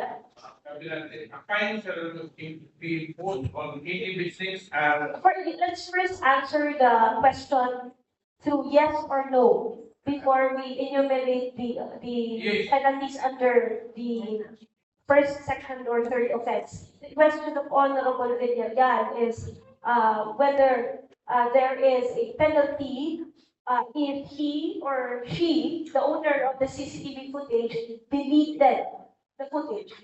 yes. Yes. What are the penalties, Honorable Pale? Section 12.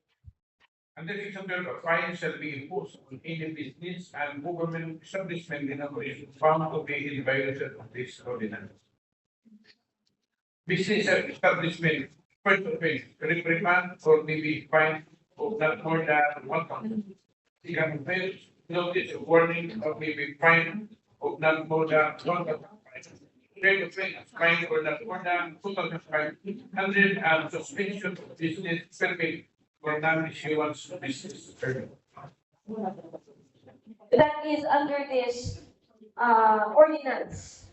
But the national law also mandates that if a crime has been committed and a person who has access to information did not cooperate upon the request of the law enforcers, then a person may be held liable for obstruction of justice. That's a criminal offense also under a national law. On top of that, there is a local law through the CCTV ordinance. Honorable Villarreal, clarified with the answer of the sponsoring committee. Yes, Madam Presiding Officer, but I have my last question. Go ahead, please. Thank you, Madam Presiding Officer. My last question is about the security of the owner of the CCTV kung ibibigay na yung police na yun. Siyempre, natatakot siya. Natatakot ako dahil baka balikan ako ng criminal. So ano ba ang magiging security na naman? Honorable Palag is directed to answer. Confidential, but I will elaborate. Go ahead, Honorable Palag. The implementing office of this ordinance is the chief security. So, if there is incidents like pronounced vulnerable area, the chief executive will provide the security. Thank you. Thank you. The other members of the Committee on Police, Peace and Order who would want to give additional input to answer the query of Honorable Villarreal. Honorable Lagarder is recognized. Madam Chair, good afternoon, and to the members of the 16th Municipal Council. As to the question of the Honorable Villarreal, as to the security of the owner, we have the Anti-Privacy Act, Madam Chair, which means that the law enforcement agency will ensure that those operators or those owners of CCTV will be protected by their privacy. So, hindi yan i-disclose to the public. Thank you, po. Thank you. You are referring to Republic Act number 10173 or the Data Privacy Act of 2012, taking into consideration the confidential information that has been given by the owner of the CCTV to the investigators of a crime. Absolutely, Madam Chair. Thank you, Honorable Lagarder. Clarified, Honorable Villarreal. Opo, Madam Presiding Officer, at naniniwala na po ang representation na malaki po ang tulong ng CCTV sa ating munisipyo para makatulong doon sa peace and order at sa mga pwedeng mangyayaring masama sa munisipyo natin. That's all, Madam Presiding Officer. Salamat sa mga tanong na nagbibigay ng fruitful discussion sa pag-refine pa talaga ng ating mga ordinance or policies. We truly appreciate the cooperation and participation of the 16th Council for a meaningful legislation to be enacted sooner or later by our legislative body. Thank you po. Thank you. Please continue, Honorable Palet. Thank you. Under section 14, compliant business covered by the scope of this ordinance shall have a period of 3 months from effectivity of the same within which comply with the directive Hereof. Government establishments shall comply immediately after the approval of these ordinances. Under Section 15, the implementing rules and regulations, IRR, the local government of Malungon through the municipal CCTV system committee shall develop and issue the desired implementing rules and regulations, IRR, upon the activity of this ordinance. The IRR shall provide clear guidelines and procedures for the proper enforcement of this ordinance. The LGU likewise reserves the right to issue supplemental rules and impose additional measures as may be necessary to address emerging public safety concerns, ensure compliance, and protect the general welfare of the community. The IRR, once issued, shall have the force and effective of the law. The risks are all basics, Honorable Chair. Thank you, Honorable Padre. Any clarification, questions, manifestation from the members of this council? Honorable Yuzon is recognized.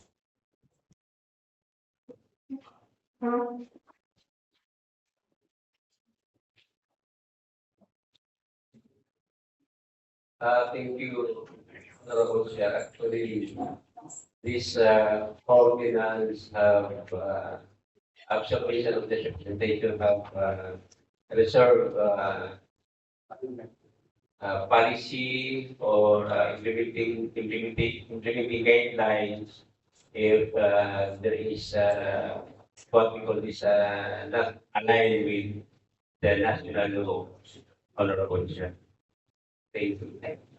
So you are manifesting your support to this ordinance, Honorable Yuzon?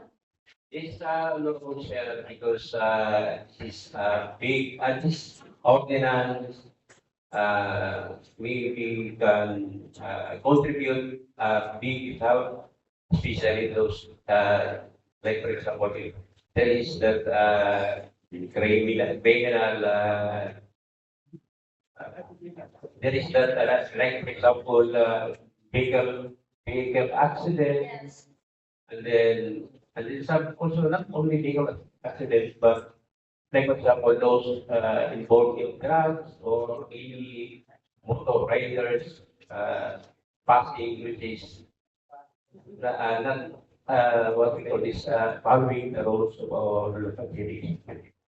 Thank you po. Thank you. This ordinance, you mean to say that this ordinance can be a big help for our peace, order, and public safety. Thank you. What is now the pleasure of the sponsoring committee if there are no more questions subject for deliberation under this item? Yes, Honorable Alec. I move to close the period of deliberation. There is a motion to close the period of deliberation to be seconded by Honorable John Ken Escalada. Any objection? Hearing none, the period of deliberation is now terminated. I move to open the period for amendments. There is a motion to open the period of amendments duly seconded by Honorable Kian Cesar Nalios. Any objection? Hearing none, the period of amendment is now open. Any observation? Can we show on the screen section 8, please?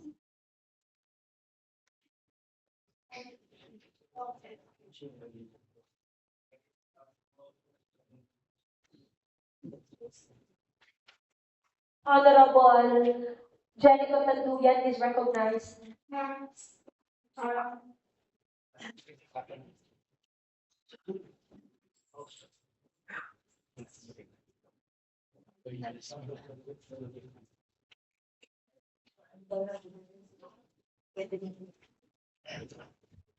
Madam Chair, Go ahead.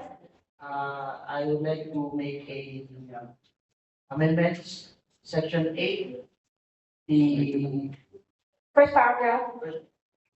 the word composed to add the letter D to be read as composed. It is a motion, Madam Chair. There is a motion to add letter D on the word composed to address the subject verb agreement. Duly seconded by Honorable John Ken Escalada. Any objection? Hearing none, motion is carried. Thank you, Madam Chair. Honorable Pangilan is recognized.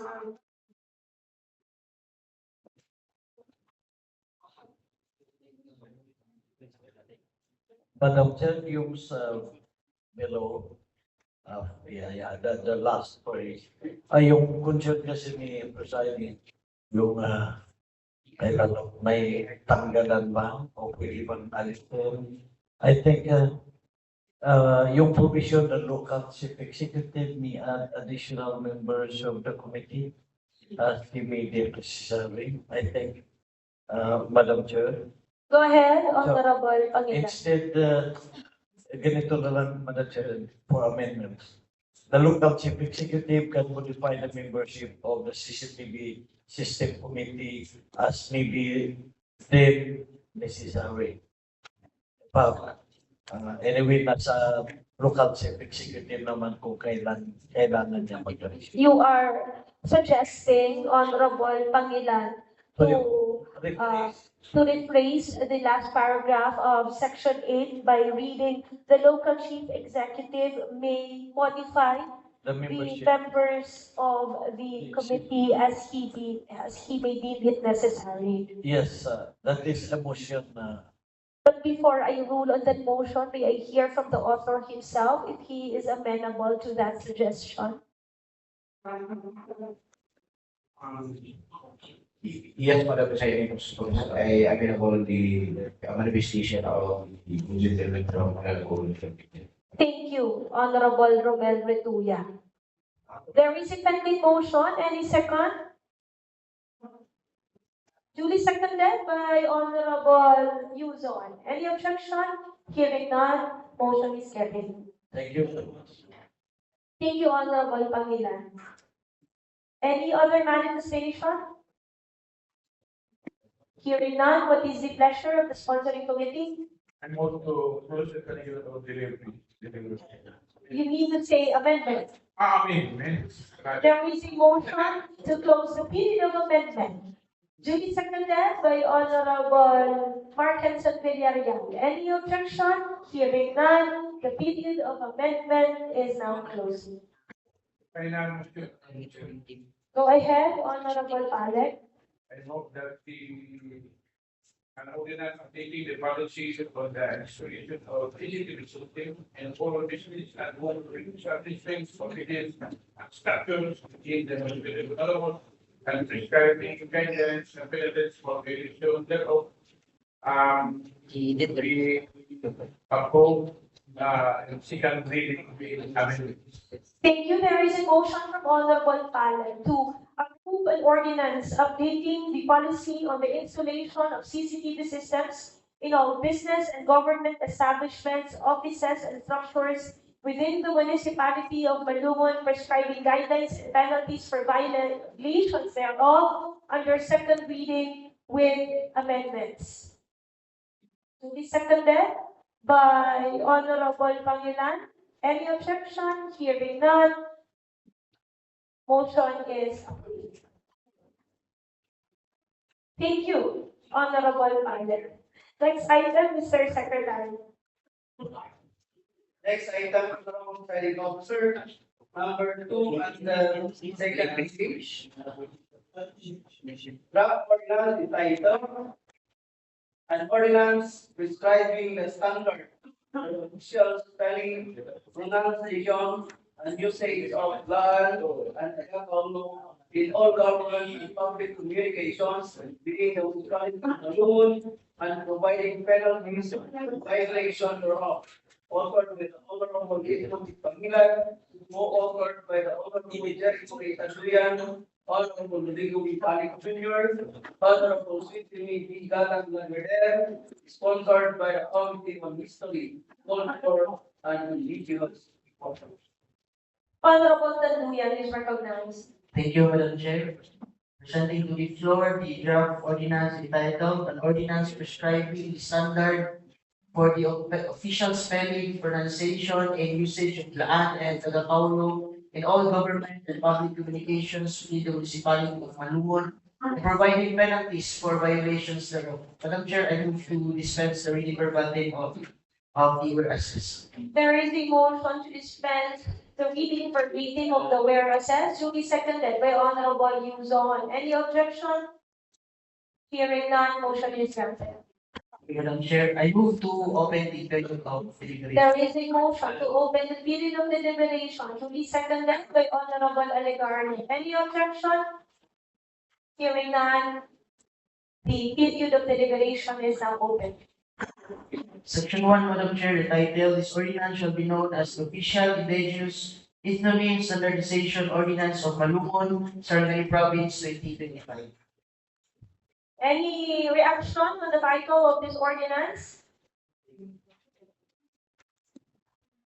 It's lengthy, but it's catchy. Section 2, Madam Chair, the declaration of policy.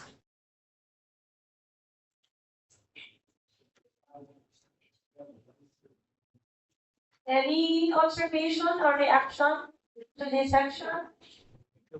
None? Please continue. Section 3, the objectives. This ordinance aims to A. Establish the official spelling and pronunciation of Laan and Tagataulo. B. Ensure consistent and respectful usage of these ethnonyms in all official and public communications, written and spoken. Letter C. Promote awareness and respect for the cultural identities of the Laan and Tagataulo peoples. And letter D. Prevent the misrepresentation and distortion of the indigenous names. Any reaction to this particular provision? None? Please continue. Section 4, Madam Chair, the definition of terms. For purposes of this ordinance, the terms are defined as follows. Letter A, Blaan. Refers to the officially recognized ethnonym for the Blaan indigenous cultural community. The word Blaan was derived from the two root words, the Bla, which means much or counterpart, and An, which means his or her, which are possessive adjectives that modifies a noun to show who owns it. Letter B, Tagapaulo, refers to recognized formal ethnonym for the Tagapaulo indigenous cultural community. The word Tagapaulo translates to the people at the upper portion of the mountain.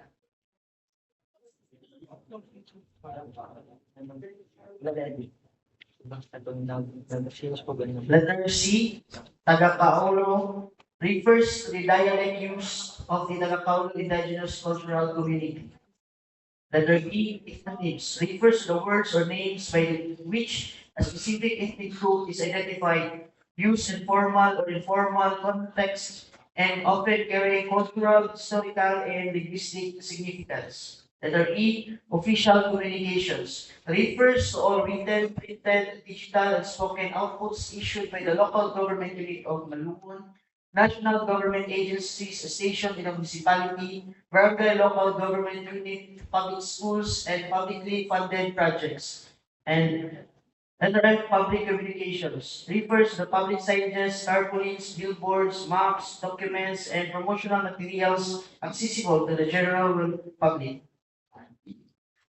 May I hear from the author under section B and C of the definition of terms?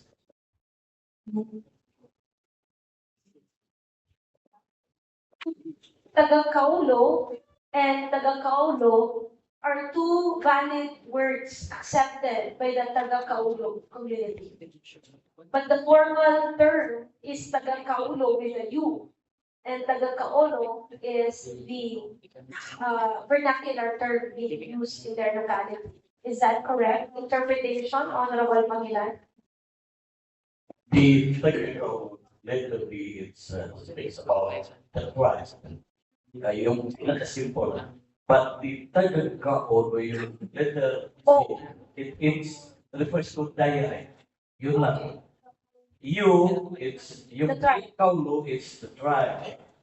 The Tagakao, yung O, it refers to the dialect spoken by the tribe. Thank you. But in the Laan community, No other term, but only Blaan. Yes, yes. Thank you. So there's no apostrophe. There's no apostrophe in Blaan. See, when we say Slam Festival, if we follow the interpretation of spelling of Blaan, since slang is a Blaan word, there's also no apostrophe between S and L for slang. Yes, Madam Chair. So, That is for the information about the numbers of this council, because some are still using the slang festival with apostrophe after the letter S. Madam Chair, actually, you will, palanin mo yung yung apostrophe mo hindi mo nilagay doon before the end. Kasi yung may word start lang. But between S and L, hindi talaga pwede lagyan. Pwede siya sa slang. So, pwede. Pero yung slang, malagyan mo ng apostrophe, cannot be. But yes, that is slang. Thank you for enlightening us, Honorable Pangilan. Please continue, Honorable Tanduyan. Thank you. Section 5, Madam Chair, coverage. Letter 8, government offices. All departments, offices, and instrumentalities of the municipal government of Malungon, including Sangguniang Bayan, office of the mayor, barangay governments, public schools, and all attached and local branches of national government agencies operating within the municipality are hereby mandated to adopt and use the correct spellings, and correct pronunciations of Blaan and Tagapaulo in all official transactions and representations. There be general public, all private individuals, academic institutions, civil society organizations, media outlets, religious groups, business establishments, and other entities operating within the territorial jurisdiction of the municipality of Malungon are hereby mandated to use the correct spellings and correct pronunciation of Laan and Tagapaulo in all references to these indigenous cultural communities in both written and spoken communication. Section 6, official spelling and pronunciation. Letter A, the ethnic Laan shall always be spelled with two A letters between L and N and without a hyphen.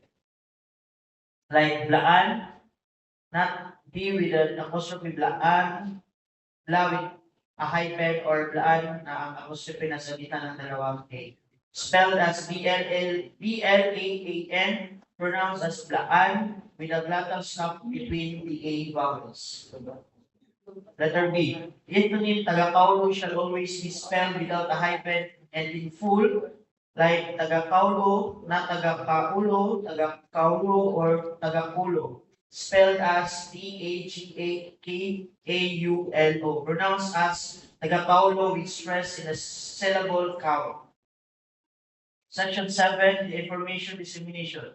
The Municipal Tribal Council is tasked to establish an information, education, and communication campaign to promote wider understanding, correct usage, and appreciation of ethnonyms Blaan and Tagapaulo in all partnership with the DepEd Malungon and other indigenous people professionals. Section 8, monitoring and enforcement.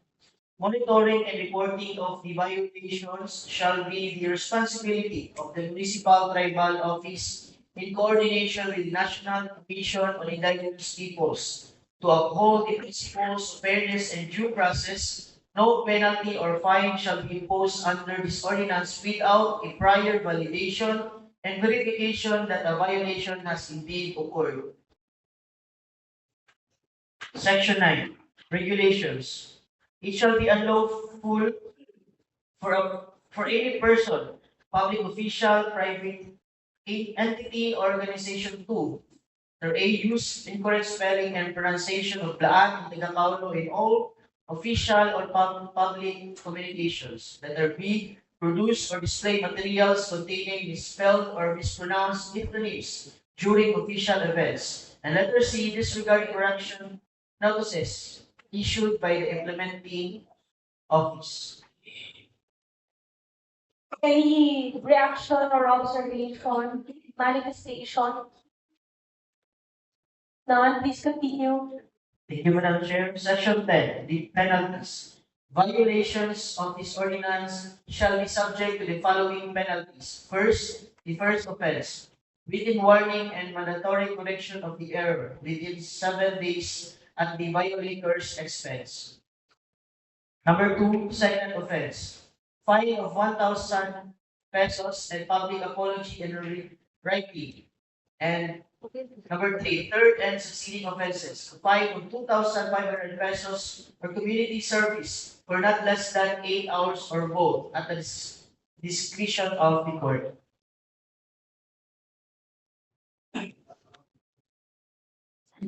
Section 11, the funding. The amount necessary for the implementation of this ordinance shall be included in the annual budget of the municipality of Malungon under the municipal tribal office.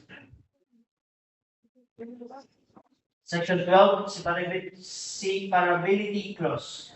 Section 13, repealing clause. Section 14, effectivity. Thank you, Honorable Tanduyan. Any manifestation or observation? Any reaction from the members of the council?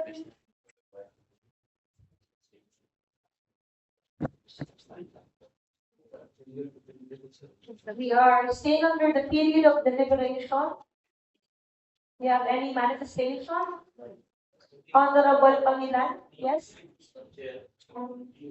Ito na kulmaan, Madam Chair, sa pandemic. Well, please, kulmaan sa pandemic. The amount is for implementation of this ordinance shall be included in the annual budget. The municipality under the municipal tribal office.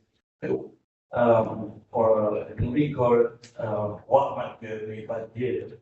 So we will replace, Madam Chair, to replace because there's no such budget under our office, the municipal tribal. But annual budget of the municipality more than okay.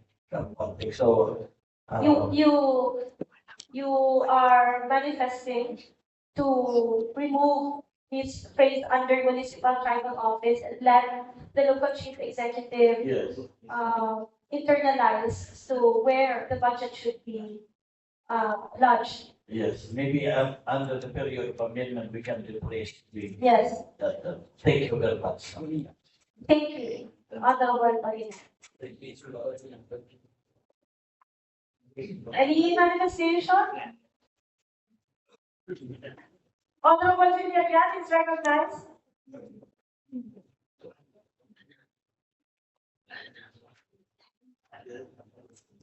Thank you, Madam Presiding Officer. Hindi naman ito question, pero for information, Go ahead. last week, I heard in the napakinggan ko sa balita ko na the Congress of the Philippines officially approved a new law recognizing the correct spelling and pronunciation of the indigenous group Lahat. I sponsored by Congresswoman Honorable Charlie Banjas Tonggalis. Last Saturday yata pingas ko. So congratulations and my full support to this ordinance, Madam Presiding Officer. Thank you, Honorable Villarreal, for that information and the manifestation. Any other manifestation? The information of those who are not informed, our former academic consultant, Sir Renal Paraba, is working under the office of Congresswoman Shirley Pendas. Any manifestation? None. So what is the pleasure of the sponsoring committee? Hearing none, Madam Chair, I move to close the period of deliberation. There is a motion to close the period of deliberation, duly seconded by Honorable Escalada. Any objection? Hearing none, the period of deliberation is now terminated. I move to open the period of amendments, Madam Chair. There is a motion to open the period of amendments, duly seconded by Honorable Padre. Any objection? Hearing none, the period of amendment is now open. Honorable Ladder is recognized.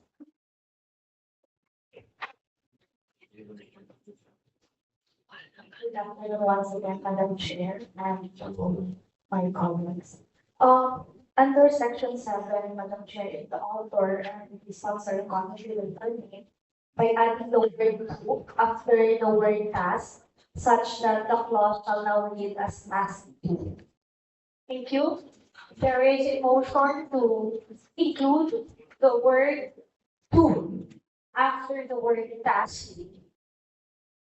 It will now be read as the Municipal Tribal Council is tasked to establish an IEC.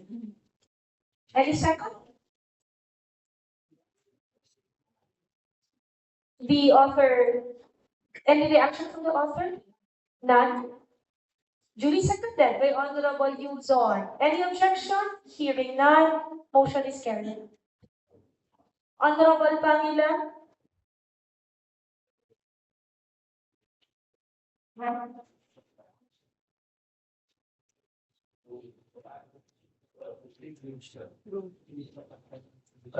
Again, Section 11. yes, Section 11, please. I would like yung standard provision ng about the funding, Madam Chair. Thank you. There is a motion from Honorable Pangilan to put under Section 11 the standard provision in terms of funding. That is a motion, Madam Chair. Any second on that motion? Duly seconded by Honorable Kian Cesarnalios. Any objection? Hearing none, motion is granted. Thank you, Honorable Pangilan. Go ahead. Not about the penalty, maybe again, local penalty. Military service, mandatory correction of Perhaps we could also be more lenient under paragraph 3, and subsidy. subject to the wisdom of our provincial tribal chieftain, who is our IPMR. I think the penalty. Or so. We could remove the section 10, please, subject to at the discretion of the court po, community service at the discretion of the court. I think ito mabigat. Pwede naman nating, depende na sa discretion ng court, huwag na lang natin lagyan ng oras kung ilan. Pwede pa rin naman ang community service.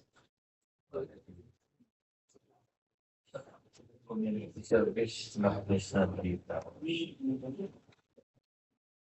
I will submit Madam Chair. We are now under the period of amendment. Deliberation is already terminated. So if there is an appropriate or motion to amend this particular provision, this is now the right time for any member to put into motion. Madam Chair, Go ahead. I think not 8 hours. Yes. I think 4 hours is too listen. Instead of 8. Recess for 3 minutes.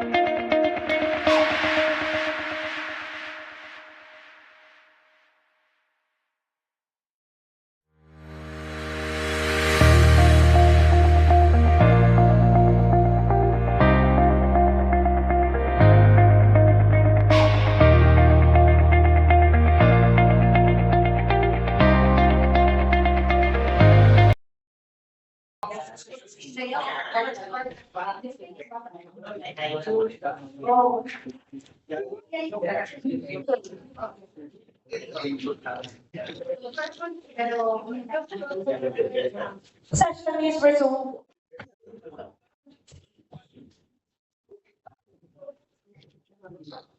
May I know from the chairman of the Committee on Rules, the parliamentary situation?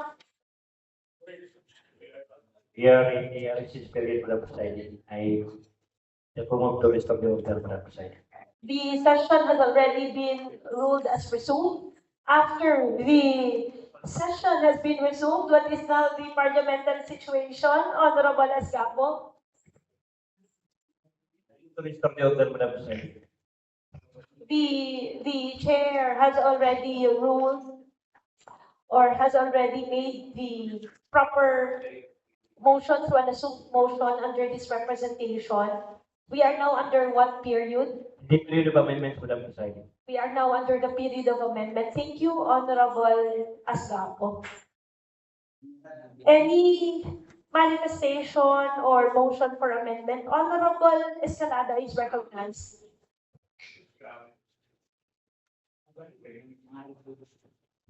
Madam Chair, I move to amend the particular in section 10, Yes. penalties. Number 3, to read as third and succeeding offenses, fine of 2,500 or community service, or both at the discretion of the court, notwithstanding the customary laws to be imposed by the indigenous cultural communities. And that's a motion, Madam Chair. So that's a motion of deletion and inclusion at the same time, no? There is a motion from Honorable Jankel Escalada to delete the words for not less than 8 hours in this particular paragraph under section 10 and include the words or the phrase notwithstanding the customary laws to be imposed by the indigenous cultural communities. So under number 3 of section 10, it will now be read as third and succeeding offenses, a fine of 2,500 or community service, or both at the discretion of the court, notwithstanding the customary laws to be imposed by the indigenous cultural communities. Any second?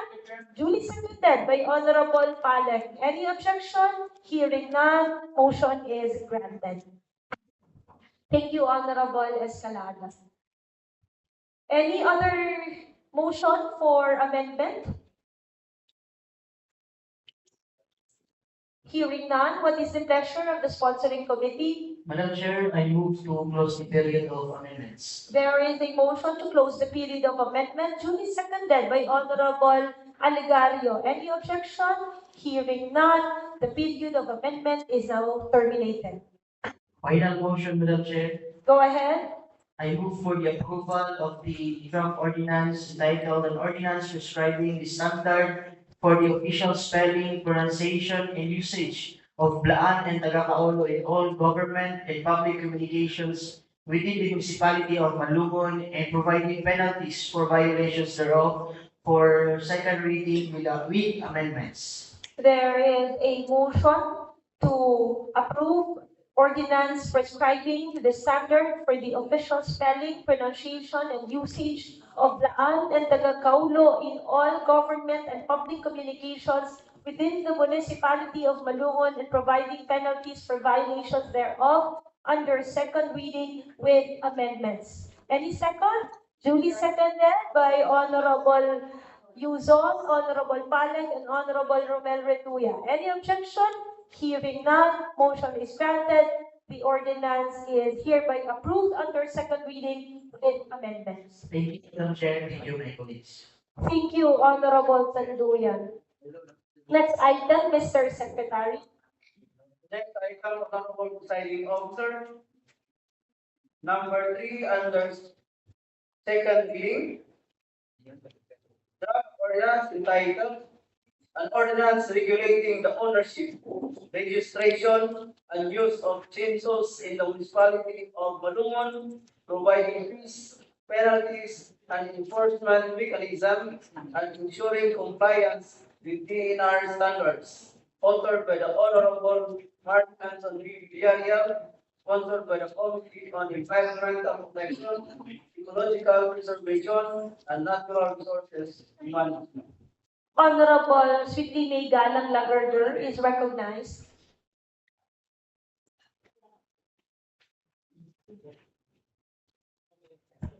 Good afternoon, Madam Chair. Good afternoon, colleagues of the 16th Municipal Council. Madam Chair, I believe that all members of the 16th Municipal Council had already a copy of the draft ordinance, and there's no need to read the draft ordinance in its entirety, but rather I will just present the section of the draft. Based on that premises, Madam Chair, I move to open the period of deliberation. Thank you. There is a motion to open the period of deliberation, seconded by Honorable Paleg. Any objection? Hearing none, the period of deliberation is now open. Thank you, Madam Chair. Madam Chair, may I tackle the proposed ordinance section by section, page by page? Go ahead. May I proceed to section 1, Madam Chair, the short title. This draft ordinance shall be known as the Malungon Chainsaw Regulation Ordinance of 2025. Any question on the title? None? Continue.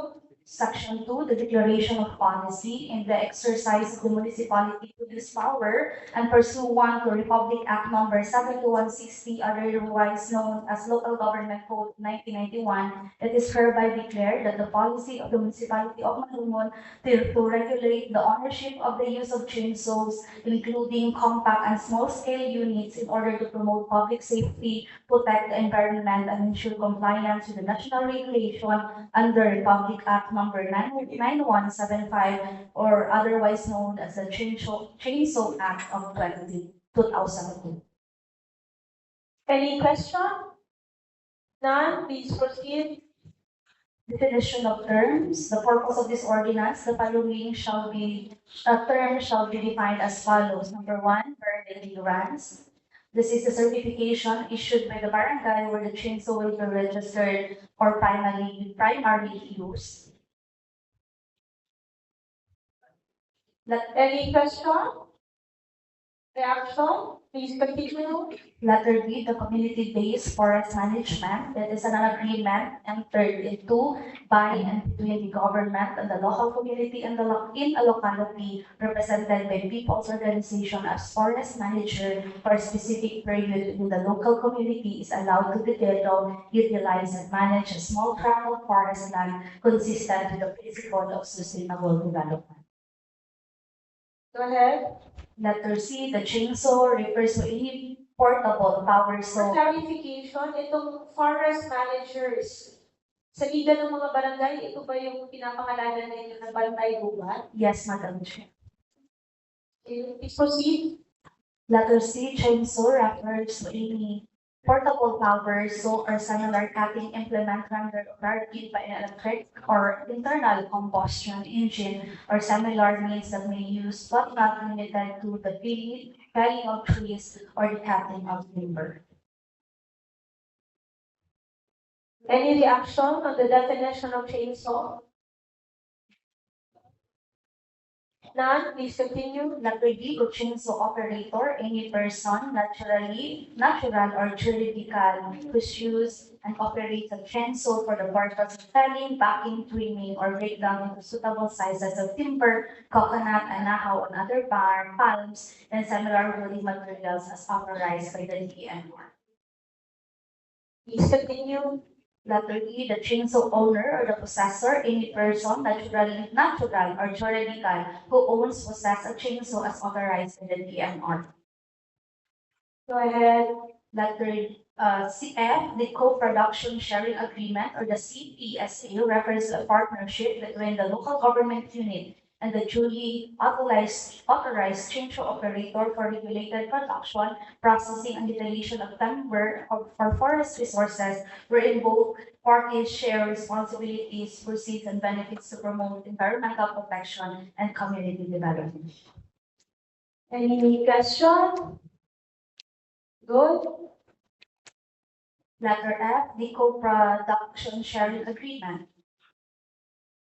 Letter G, the DENR certificate of registration. A valid permit issued pursuant to Republic Act 9175 to the Department of Environment and Natural Resources or the Community Environment or Natural Resources Office or the sign above. Any question? Go ahead, Honorable Romel Retuya.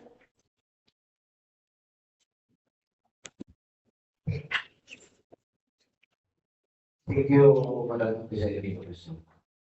Just for the part of the discussion as to the ordinance on the same.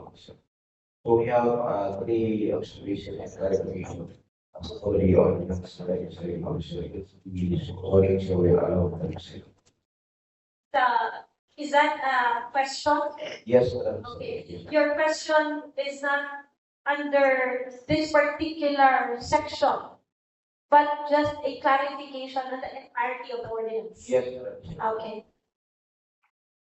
May the previous speaker, Madam Chair, repeat the question? There is no question yet, Madam Speaker, but he wants to know if he will be allowed to ask questions regarding the ordinance as a whole. Yes, Madam Chair. Go ahead, Honorable Romel Retuya. Thank you, Madam President. So, first question, Madam President. Who is required to register a GIPSO under the ordinance of the state? The question is, who is required or authorized to register the chainsaw? Is that the question? Yes.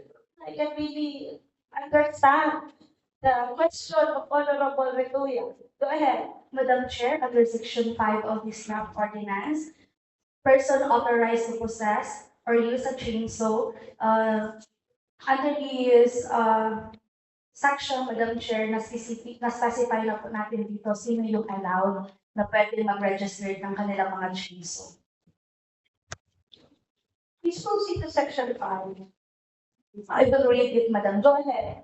The Department of Environment and Natural Resources, or the DENR, is hereby authorized to issue a certificate of registration to owners, possessors, or users of chainsaw who fall under any of the following categories. Number 1, holder of the 16th Timber License Agreement, Production, or Sharing Agreement, yung na-mention natin kanina doon sa definition of term.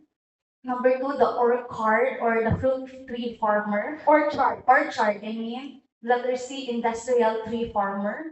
Letter D, the licensed wood processor and the chainsaw shall be used for the cutting of timber that has been legally sold to the said applicant.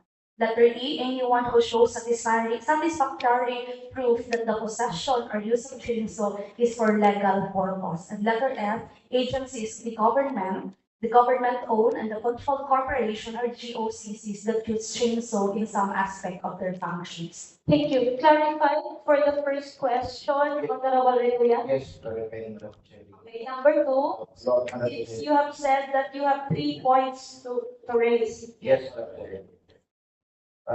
Second question, Madam President, what are the documents are needed? What applying for the CIDSO registration of the day? Okay? You mean to say what are the requirements for registration and permit? Yes, Madam. Okay. Honorable Lagarder is requested to answer the question. Under Section 7 of this draft ordinance, Madam Chair, we have here the registration and permits requirements. The registration of chainsaws with the municipality of Malungon shall follow the process and requirements outlined below. First, the registration requirements. All chainsaw operators, owners shall secure the following prior to the operation of any chainsaw. First, Madam Chair, we have the certificate of registration issued by the municipal government of Malungon through the MENDO. Second, the certificate of registration issued by the DENR. And then we have the required documentation. The following documentation shall be submitted upon application. The detailed specification of chainsaw to be registered, including brand, model, engine capacity, and serial number and expiry date, together with its intended purpose, areas or location of use, name of owner, date, and purchase, and name of dealer. Number two, the proof of ownership, such as sales invoice, deed of sale, or other similar documents. And number three, the barangay certification and other relevant local supporting documents. That are the requirements, Madam Chair, in order to secure the chainsaw permit. Satisfied, Honorable Retuya? Satisfied, Madam Presiding. And your third point? The last question, Madam Presiding, the third question is, what penal case will be imposed for the operating on unregistered or illegally used chainsaw, Madam Presiding? Penalties. Honorable Lagarder? Madam Chair, under Section 7, that's the registration and permits requirements under letter C, fees, the following fees shall be collected pursuant to the 2021 Revenue Code of the Municipality of Malungon. For residents, mayor permit, 1,000 pesos per year, member registration at 5,000 per year. For non-resident, mayor's permit, 2,000 per year, and manual registration, 1,000 per year. We have different requirements pag si DNR na po, it's only a barangay Sanrog land, the barangay clearance and proof of ownership ang requirements naman nila. So, saan kukuha talaga ng permit? Kailan papasok? Just to follow up to Perry, no? Kasi na-open up naman dun sa sagot mo, Honorable Lagarder. Saan papasok na sa Senrog land na tayo kukuha ng permit? During the committee hearing, Madam Chair, we discussed it with our Metro officer and representative from the Senro. One of the requirements of the Senro office to issue a permit is dapat meron munang permit galing sa atin. Kasi during the deliberation, we found out that all of the chainsaw operators na meron permit dito, naka-anchor din ang lista ng Metro Office doon din naka-register doon sa Senro Office. Will that not be in violation of double taxation, considering that we are collecting and then magkuha na po sila o permits sa Centro? In the point of view of this representation, Madam Chair, there will be no double taxation because the Central Office, their permit lasts for 2 years more. So it's only 1,000 pesos per year for 2 years, so 500 pesos per year compared to the municipal that 1,000 pesos per year.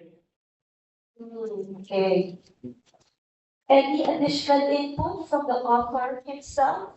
The sponsoring committee is answering already, has answered already. No more additional input. Okay? The penalties. The question of Honorable Metuya actually, if I'm not mistaken, is not about the permits, but what are the penalties if there's violators? Under Section 9, Madam Chair, sorry, stand corrected. Go ahead. Any person found violating any provision of this ordinance shall be penalized with a fine of 2,005 pesos, revocation of mayor's permit, and confiscation of the chainsaw unit, which shall be referred to the DNR for their further action in accordance with Republic Act 9175 and other applicable laws. Satisfied, Honorable Romel Metuya? Yes, Madam Presiding, sorry, Chair, Madam Presiding, except for the consideration of this ordinance, Madam Presiding, I register my 100 support on this ordinance, Madam Presiding. Thank you. Thank you, Honorable Retuya, for the 100% support to this ordinance after raising 3 questions. Any other manifestation? Honorable Nalios is recognized.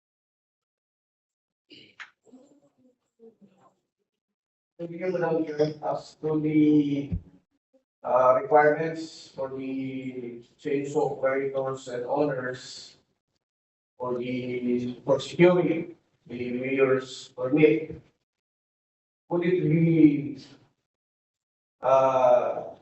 if we will require them? Because they're just I have seen the ordinance. I haven't seen that these operators and owners must have a obligation to plant trees before the uh, secure the permit for their change. So, mas maayo man doon na i-require natin sila na mananong o kahoy, eh mag-sige naman sila ng motor. Tapos kunahin mga tree planting activities ng barangay, wala po sila nag-participate. So, they are part of the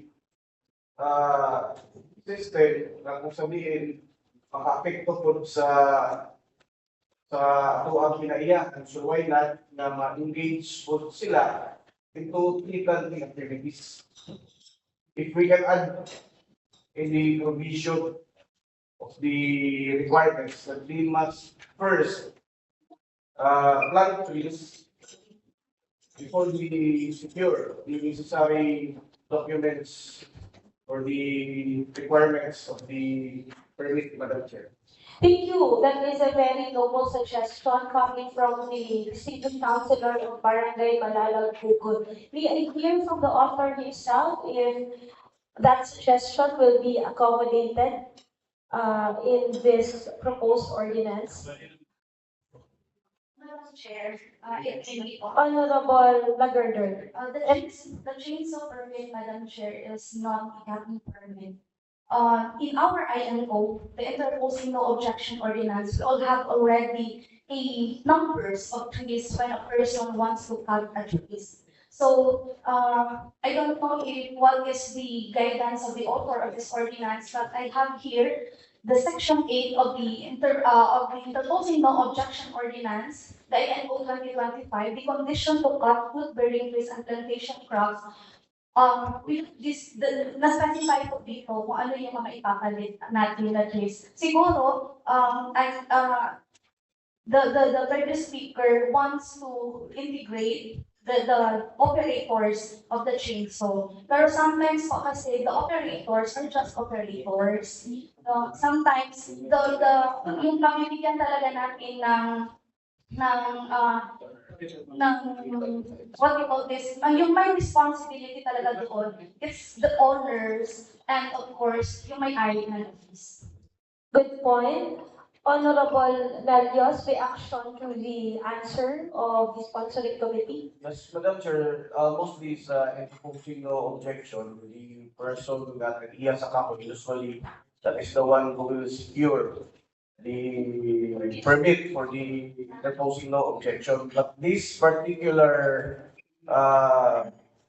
for this particular measure, this refers to the operators and owners of the so why not tagaan na to sila og obligasyon po no nga mo panog they are the one who will operate the chainsaw for cutting these trees. So why not nga kung sila obligasyon nga pagtanog sa bago mo putulog kahoy. Okay. Any reaction from the author?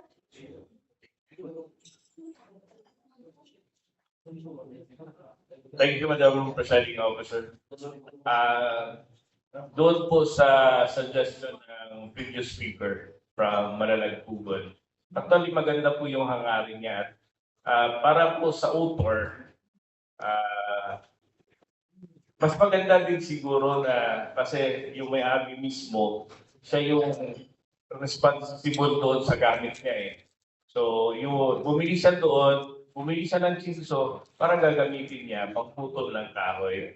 So, mas maganda yung suggestion ng previous speaker na kung pwede, idagdag natin doon sa requirements ng magpa-register ng chinso na pwede naman sila magtanong 10 na puno ng kahoy. Any kind of kahoy. How about, thank you, good point. But how about those chainsaw operators who are non-residents of Malungon?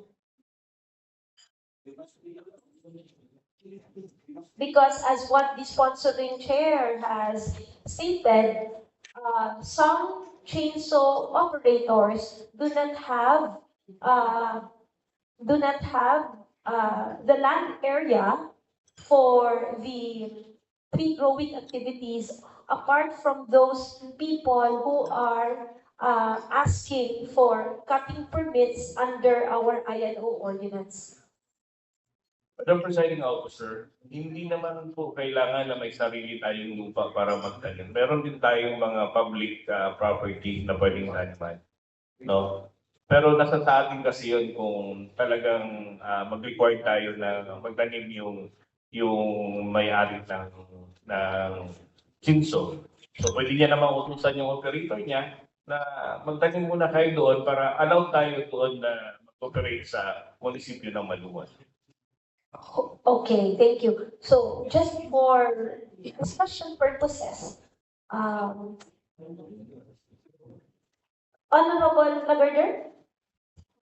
Madam Chair, I would like to remind the previous speakers that under Section 9, on the replacement and maintenance of the INO ordinance, after cutting of trees is conducted, the applicant shall observe the following. First, a minimum of 10 replacement seedlings shall be planted for every 3 removes from residential lots, and a minimum of 20 seedlings per tree for commercial or critical habitat areas as specified in the permit. Replacement trees must be locally appropriate species planted within 90 days after the cutting of trees.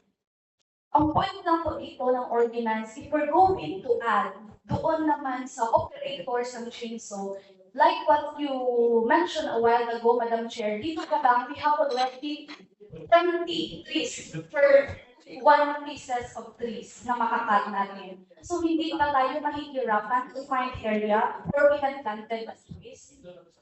But if the author will go with that suggestion. Thank you for raising that point under our INO ordinance. So before, the chainsaw operator would cut trees to the request of the people asking for them to cut the trees. So we have 2 ordinances now to be implemented by the executive branch. The one who will get a cutting permit for them to be able to cut the trees planted in their area. And the chainsaw permit, the one that will be asked by the owner of the land so that they could use the chainsaw of a particular operator. So we have to integrate now the implementation of these ordinances on the level of the executive branch. That is now the point of the sponsoring committee. Recess for 3 minutes.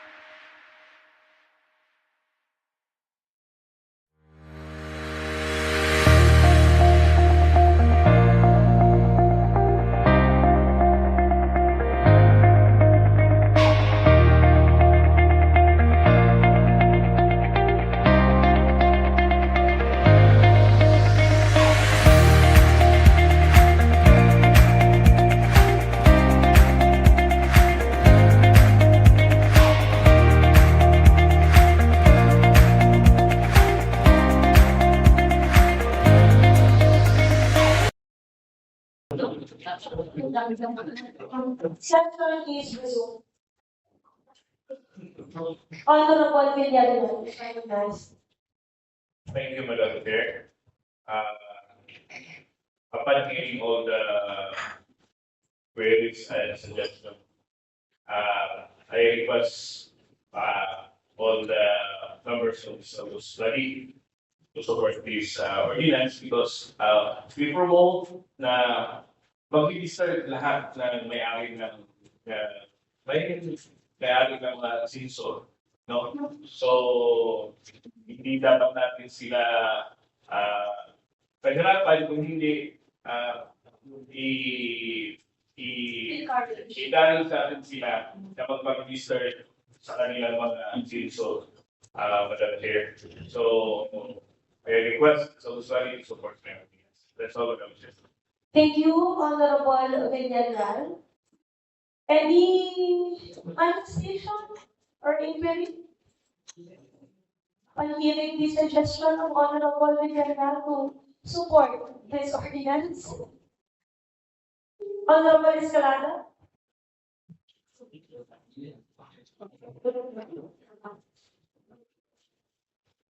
Madam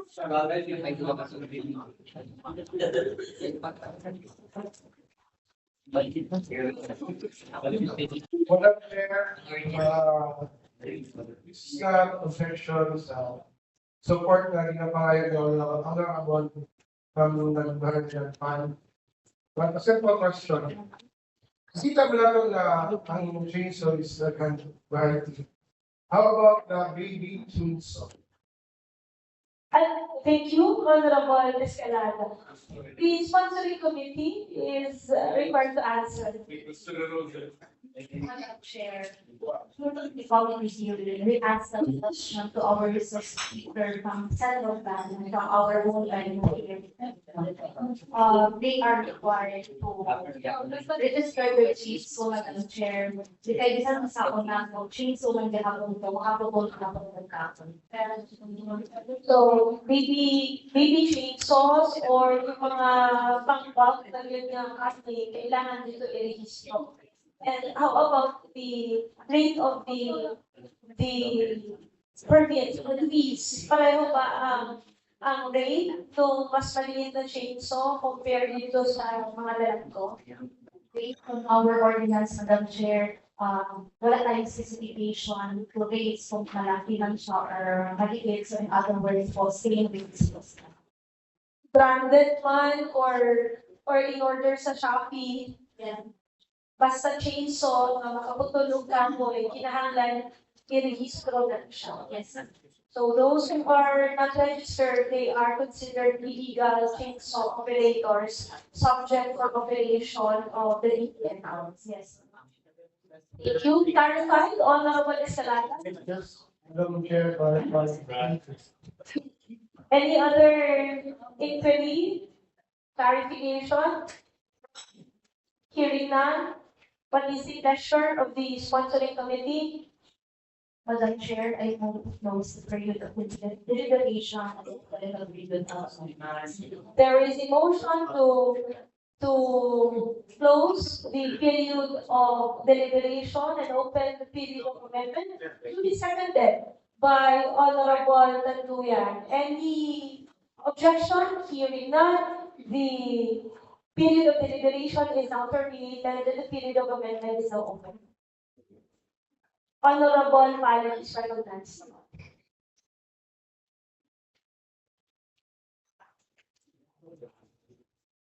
Thank you, Honorable Chair. Under one, Section 1, please.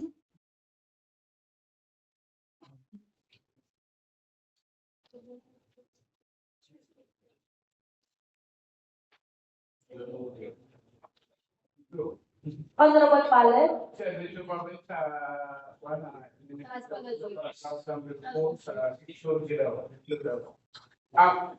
Where assets, on the where asset. Paragraph, Ano, under, Department of Environment and Natural Resources, Ordinance number 16 section 2 states that it is the policy of the state. Consistent with the Constitution concerned, we look down the, that's the amendment about it. To concern your Part ED.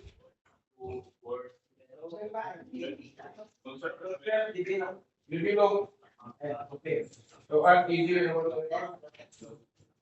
If the Malungon allowed to add ED. Bilog. Because. Provision of the nation.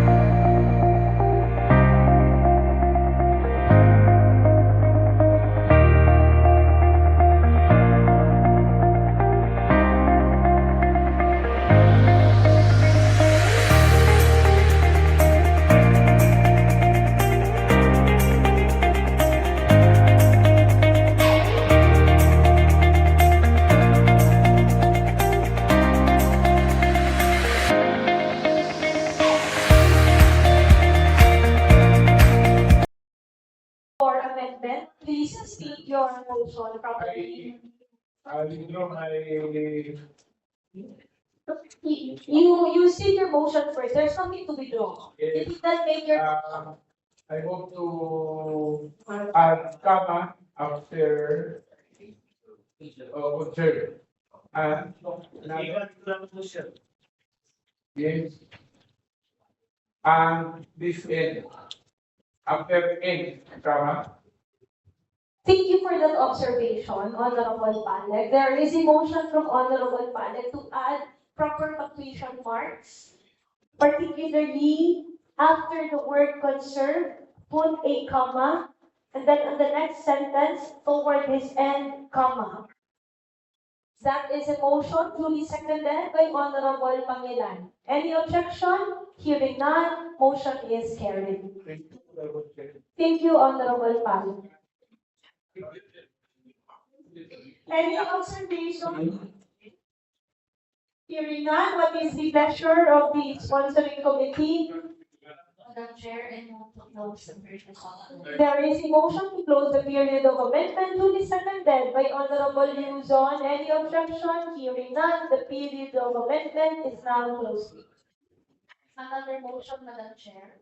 Go ahead. I move for the approval of the draft ordinance entitled an ordinance regulating the ownership, registration, and use of chainsaws in the municipality of Malungon, providing fees, penalties, and enforcement mechanisms, and ensuring compliance with DDNR standards with amendments for certain. There is a motion to approve an ordinance regulating the ownership, registration, and use of chainsaws in the municipality of Malungon, providing fees, penalties, and enforcement mechanisms, and ensuring compliance with DDNR standards under second reading with amendment. Duly seconded by Honorable Tanduyan. Any objection? Hearing none, said proposed ordinance is hereby approved under second reading with amendments. Thank you, Madam Chair. Thank you, Honorable Lagarder. Mr. Secretary, next item, please. Thank you, Honorable Presiding Officer. Next item, number 4, under second reading. Draft ordinance entitled an ordinance enacting the enhanced educational assistance program for person with Disability or PWD in the municipality of Malungon, Sarangani province, authored by King Cesar G. Nalios, authored by Honorable Melcy Recuya, Honorable Edmond G. Pangilan, Honorable Rodrigo B. Palit Jr., and Honorable Jerry P. Taluyan, sponsored by the Committee on Social Welfare, Women, Children, Senior Citizens, Persons with Disability, and Family Relation, and Committee on Immigration. Thank you, Mr. Secretary. Honorable Pangilan is recognized. You, Madam Chair. The sixth ordinance enacting the enhanced educational assistance program for persons with disability in the municipality of Malungon, Sarangani province. I will go directly, Madam Chair, to the sectioning. I think the will assist are all self-explanatory. If you may allow me, Go ahead. section 1. Can you please make a proper motion so that more members of the council could deliberate? Yes, sir. I move to open the period of deliberation. There is a motion to open the period of deliberation duly seconded by Honorable Palat and Honorable Yuzo. Any objection? Hearing none, the period of deliberation is now open. Thank you, Madam Chair. I will go to section 1. The short title. This ordinance shall be known as the Enhanced PWD Educational Assistance Program of the Municipality of Malungon, Sarangani Province, 2025. Section 2, Declaration of Policy. The municipality recognizes the rights and inherent dignity of persons with disabilities. As enshrined in international, national, and local laws, it is the fundamental duty of the municipality to ensure equal opportunities for all its residents, regardless of their abilities or disabilities. In line with this commitment, the municipality hereby declares the following policy regarding PWD educational assistance program. A. Equal access to education. The municipality firmly believes that education is a fundamental right of every individual, including persons with disability. It is committed to promote inclusive education, eliminate barriers, and provide access to educational opportunities for PWD in accordance with the principles of non-discrimination, which is for accommodation and for participation. And B, financial support for education. The municipality recognizes the additional financial burden faced with PWD and the families were pursuing educational endeavors. Therefore, it shall establish a special PWD educational assistance program to meet the need of PWDs residing within the municipality jurisdiction. This program aims to alleviate the financial barriers and promote pursuit of educational among them. Section 3, Coverage. The PWD Educational Assistance Program shall cover all qualified PWD residents of the municipality of Malungon who desire to pursue educational studies in the following levels. A. Elementary and secondary, junior and senior high school, to support the completion of this education. And B. Tertiary, baccalaureate, and vocational technical courses to support higher learning and skills training. Section 4, definition of terms. A. Person with disability. B. Resident of the municipality of Malungon. C. PWD Educational Assistance Program. D. PWD Identification Documents. And all the definition of terms are self-explanatory. Section 5, qualifications. The following shall be the following qualifications to avail the PWD Educational Assistance Program. 1. Must be a Filipino citizen and resident of Malungon prior to the filling out of application form. 2, must be a registered member of Malungon Federation of Persons with Disability. Must have a good moral standing in the municipal and the community. Must be enrolled in a school's institution with proof of enrollment and such other qualifications as may be then necessary. Section 6. Requirements. Applicant must submit the following requirements to the person with disability affairs office. PIDA. A. Checklist of the PWD educational system to elementary and high school students. 1 barangay certifications, original and research capital. 2 school certifications, original and research capital. 3 voter certificate of parents, guardians, updated PWD ID, previous school card for the B. Checklist of PWD and the educational assistance for college students. First, Before you continue, maybe know the wisdom as to this number of copies. this is a required copies. These are the standard number of copies to be given to the concerned offices. Yes, Madam Chair, and this is an existing requirements for any application.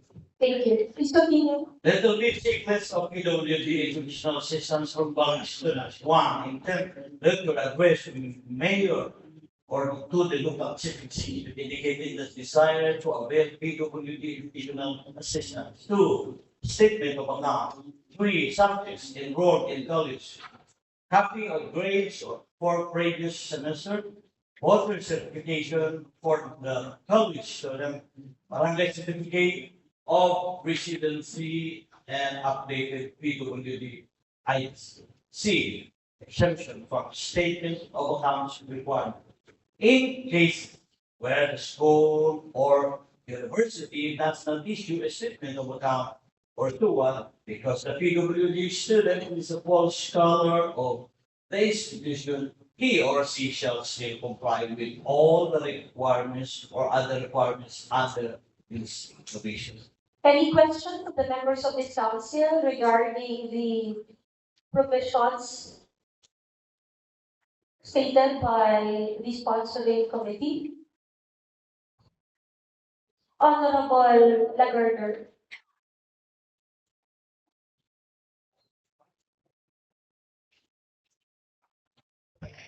Madam Chair, good afternoon once again.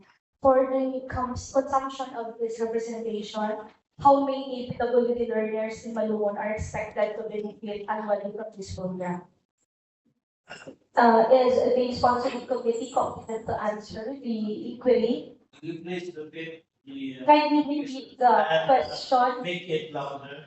Because, How many PWD learners in Malungon are expected to benefit annually from this program? How many college students in our database can benefit from this ordinance or this measure? Thank you for that very nice question. For the PWD program of this municipality, as of this time, we have 200 students under the educational assistance with 2,000 pesos per year, 163 enrolled in elementary pupils, and 37 in high school students. So as of now, we have 200 under this law. Clarified, Honorable Lagarder. One last question, Madam. Go ahead. What form of assistance will be provided to our PWDs? It is very clear in our ordinance, it is a cash assistance amounting to 2,000 per year per students. Because Madam Chair, I asked that question because if it is cash assistance, it will be go to their tuition fee, to their cash allowance for their books, or for their transportation allowances. So we need to be, I need to be clarified kung saan po talaga papunta yung 2,000 pesos. Kasi the 2,000 pesos, if I could remember, that is only for the elementary students of Malungon na PWD. But as to the college student, they have at least full scholarship coming from the municipality. Yun na sana itanong ko, Madam Chair, ano yung nabago natin dito from the previous proposal and then sa ngayon na proposal? Ano yung nabago natin doon? Kasi last week, 2,000 pesos pa rin naman po ang binibigay natin. So, yung 2,000 ngayon, saan nagbago doon sa dalawa? Saan yung nabago natin? Yun lang po, Madam Chair. Honorable Pangilan? Yes, in the elementary and secondary or junior and high school, the support regional is a completion of basic education. The cash is just a allowance for this. Yes. But the entire obligation of the students in the school it is for scholar. Yes. So 2,000 is just an allowance, but to the obligation like tuition fee, it was provided for. Thank you. But before I acknowledge some of the councilors, additional input from the chairman of the committee, of the sponsoring committee, Honorable Retuya is recognized. Thank you, Madam Presiding Officer. Under Section 7, privileges qualified guarantee, the guarantees of the PWD educational assistance program shall have the following privilege. Elementary and high school provision of 2,000 pesos financial subsidy for the miscellaneous schools, fees and uniforms, schools supplies and other necessary education support. And letter P, the tertiary and the technical professional subsidy, the entitlement to full tuition fee and other fees subject to the allowable limit under the program until the guarantee finishes the prescribed curriculum. Madam President. Thank you for citing that particular provision, Honorable Retuya.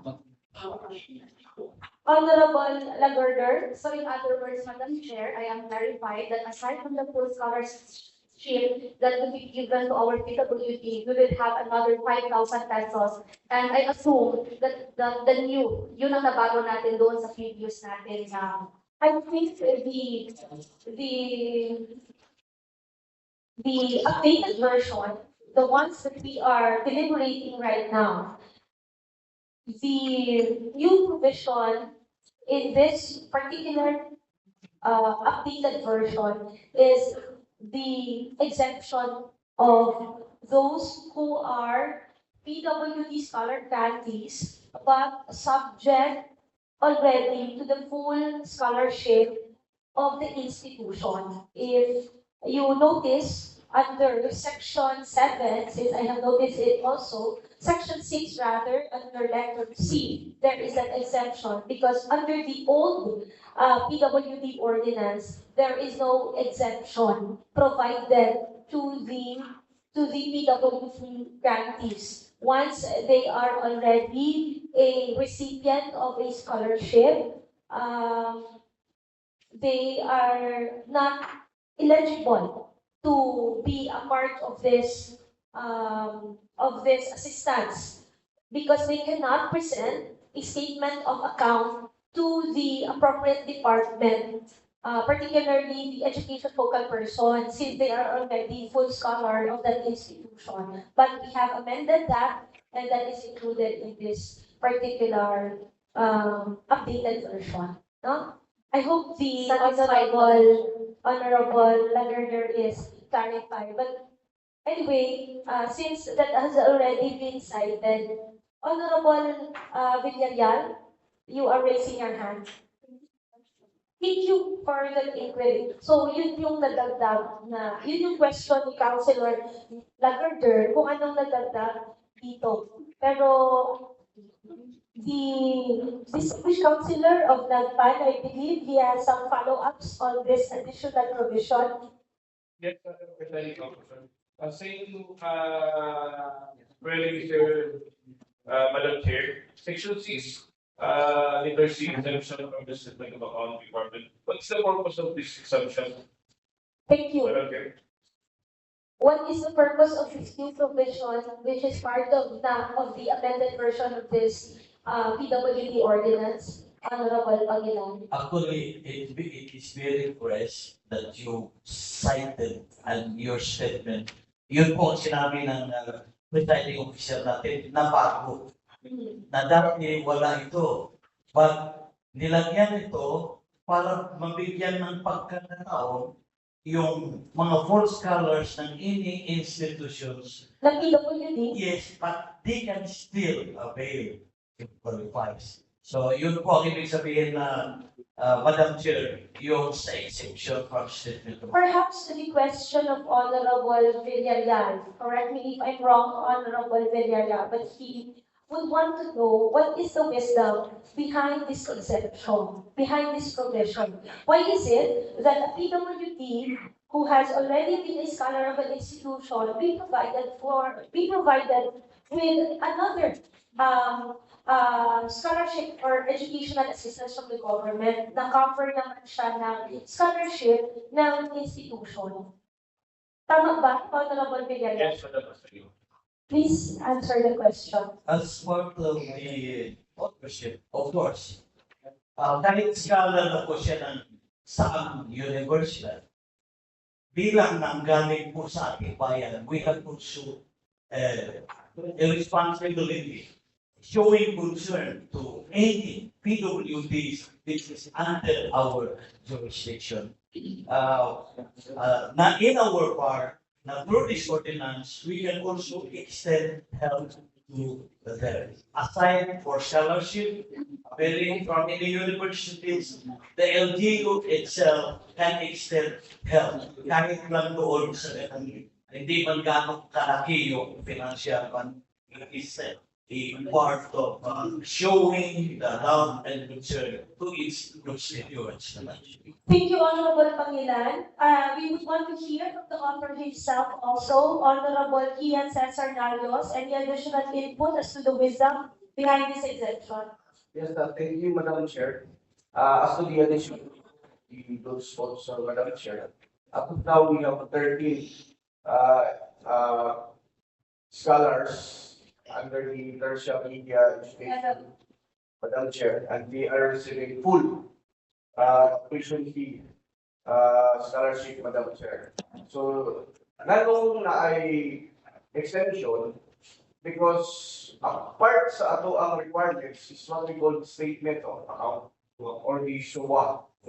Some schools, particularly the Golden State College, wala sila nag-issue SOA kaya ilahang mga enrollee are automatically maka-avail sila sa Unifast na scholarship.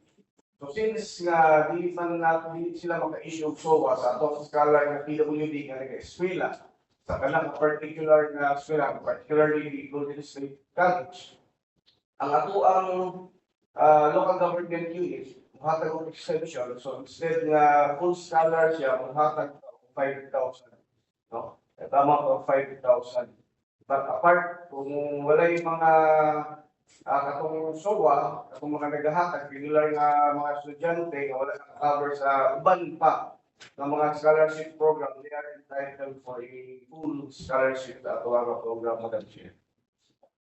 Thank you, Honorable Narios, one of the authors of this ordinance. But again, see with the inquiry of Honorable Villarreal, because remember, we have already the scholar ng Bayan of Malungon. And once you are a full scholar of an institution, you are no longer qualified to avail of additional educational assistance from the local government unit. So what is now the difference? What is the wisdom behind this exemption so as to qualify that the PWD is, or the PWD needs additional assistance from the government? Honorable Lagros is recognized. Yes, Madam Chair, for the additional financial assistance amounting to 5,000, which will cover some other expenses of the BW students, just like medicines, Very well. other particulars that the PWD students that needs this kind of assistance for the. Thank you for that answer to the query of Honorable Villarreal. PWD needs the PWD needs are not the same with the needs of regular students because they have maintenance of their medicines, they have other basic needs apart from the educational needs kasi nga meron silang mga dapat pa mga gastusan bilang mga kabilang sa PWD sector. I hope the good gentleman from that part is satisfied with the answer of this consulate committee. Any other questions? Continue, Honorable Pangilan. Section 8. Obligations of PWD Educational Assistance Program grant. A. Submit the complete necessary documents stated in Section 6 in this ordinance. Must have no failing grades and should maintain their high academic performance.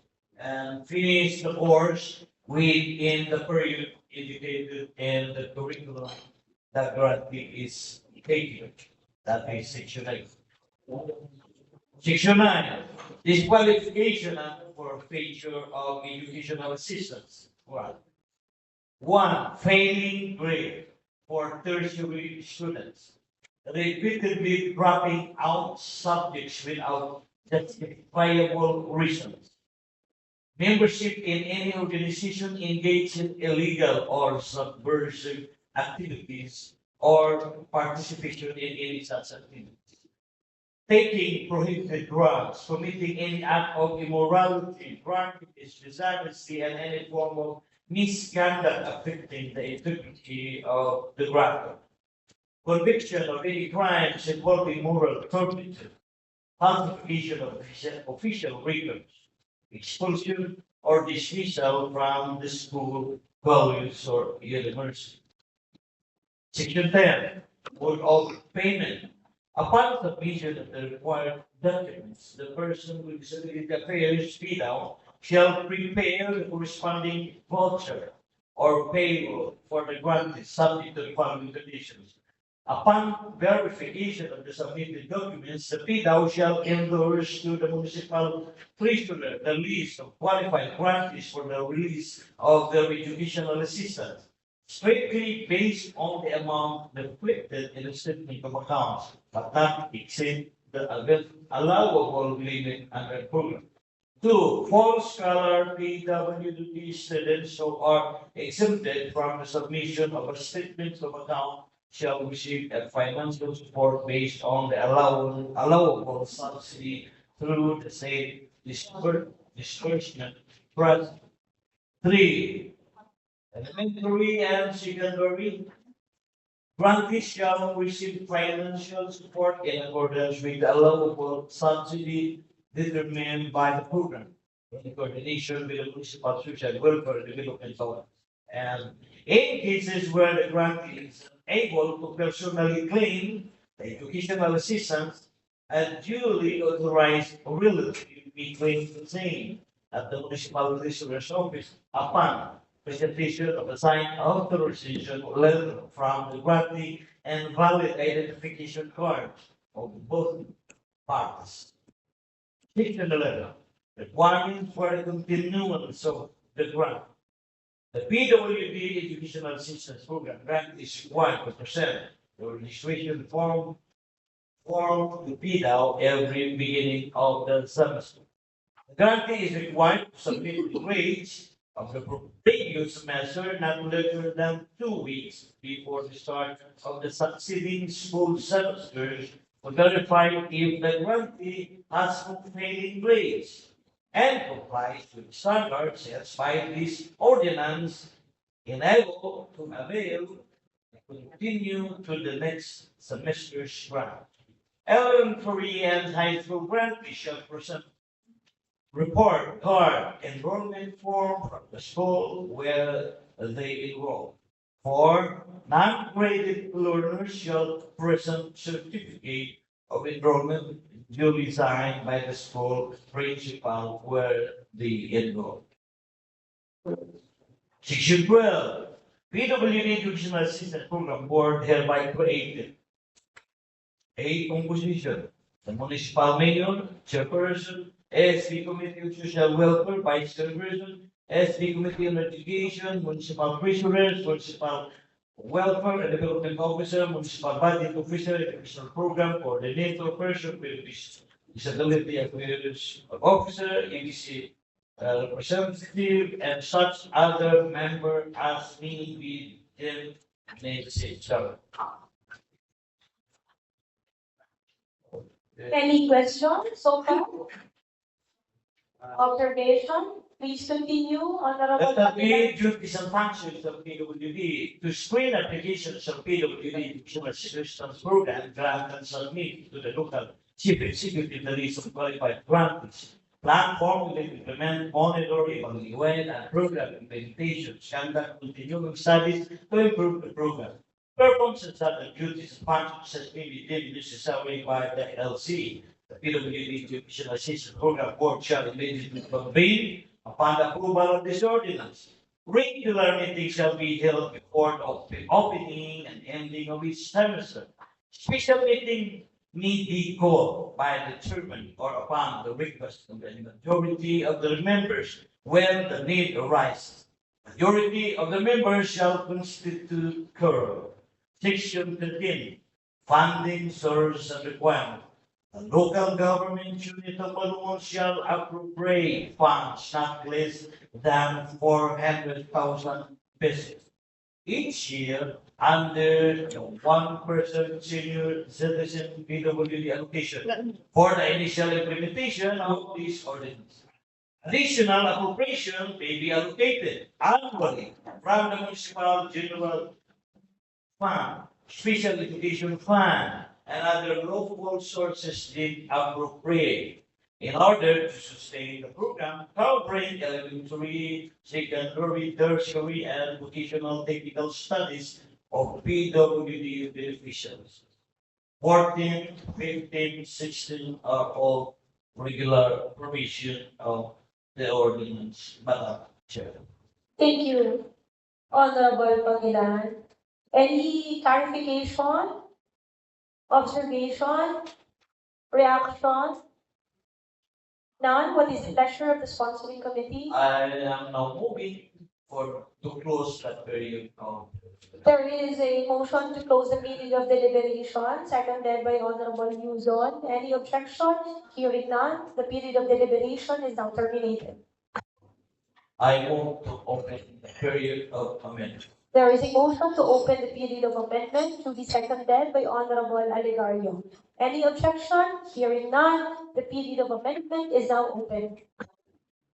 Any observation?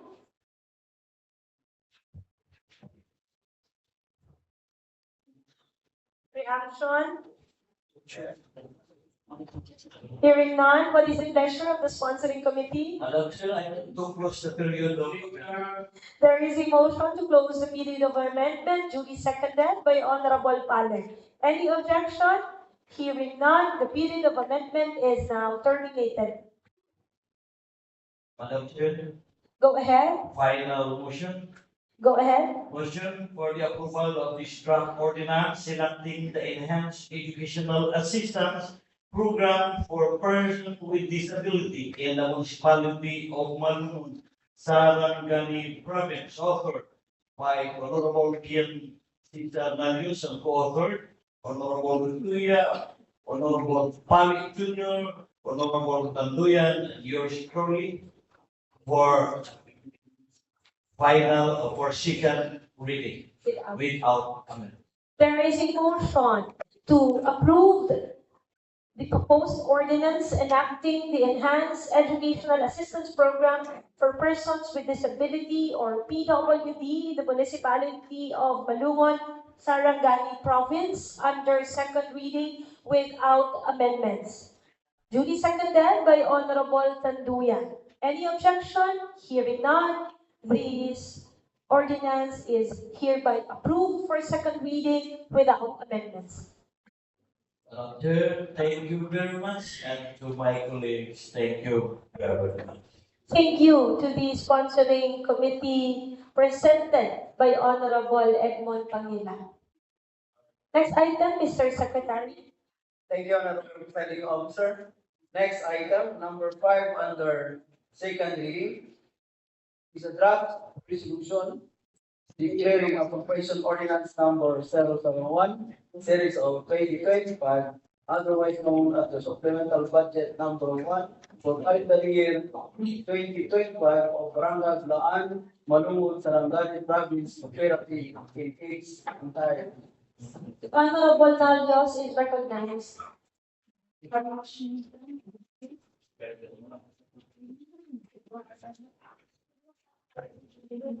Thank you, Madam Chair. Good afternoon. I believe everybody has copy of this draft resolution. Resolution declaring of operation ordinance number 001 series of 2025, otherwise known as the supplemental budget number 1 for calendar year 2025 of Barangay Laan, Malungon, Sarangani Province, operative in its entirety.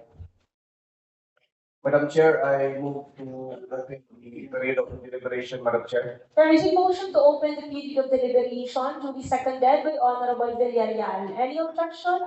Hearing none, the period of deliberation is now open. Any observation? Reaction on the draft resolution of the sponsoring committee? There is none, Madam Chair. Honorable Lagarder, do you have any reaction on this draft resolution?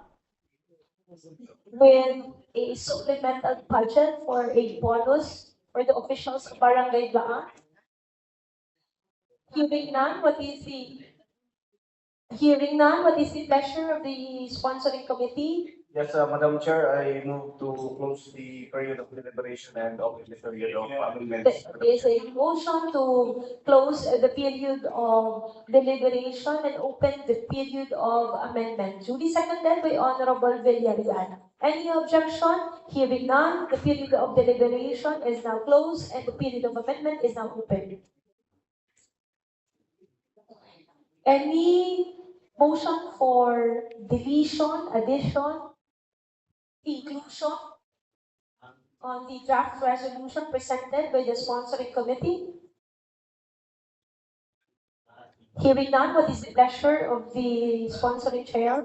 Yes, Madam Chair, I move to close the period of amendments, Madam Chair. There is a motion to close the period of amendment. Duly seconded by Honorable Alegario. Any objection?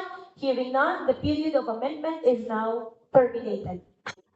Final motion, Madam Chair. Go ahead. I move to approve the resolution declaring appropriation ordinance number 001 series of 2025, otherwise known as the supplemental budget number 1 for calendar year 2025 of Barangay Laan, Malungon, Sarangani Province, operative in its entirety. Second and final reading, Madam Chair, without amendments. There is a motion from Honorable Nalios, the sponsoring committee chair of the Committee on Appropriation and Ways and Means, to approve a resolution declaring appropriation ordinance number 001, series of 2025, otherwise known as the supplemental budget number 1 for calendar year 2025 of Barangay Laan, Malungon, Sarangani Province, operative in its entirety for second and final reading without amendments.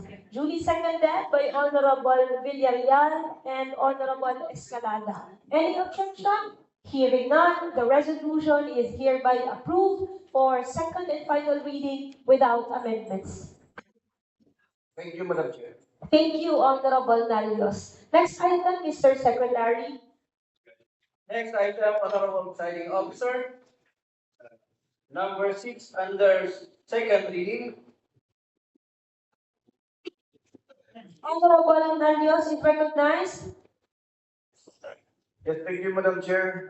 Heard me a resolution declaring appropriation ordinance series of 2025, otherwise known as the supplemental budget number 1 for calendar year 2025 of Barangay San Miguel, Malungon, Sarangani Province, operative in its entirety. So I move to open the period of deliberation, Madam Chair. There is a motion to open the period of deliberation. Duly seconded by Honorable Yuzon. Any objection? Hearing none, the period of deliberation is now open. Any observation or manifestation on the draft resolution presented on the screen?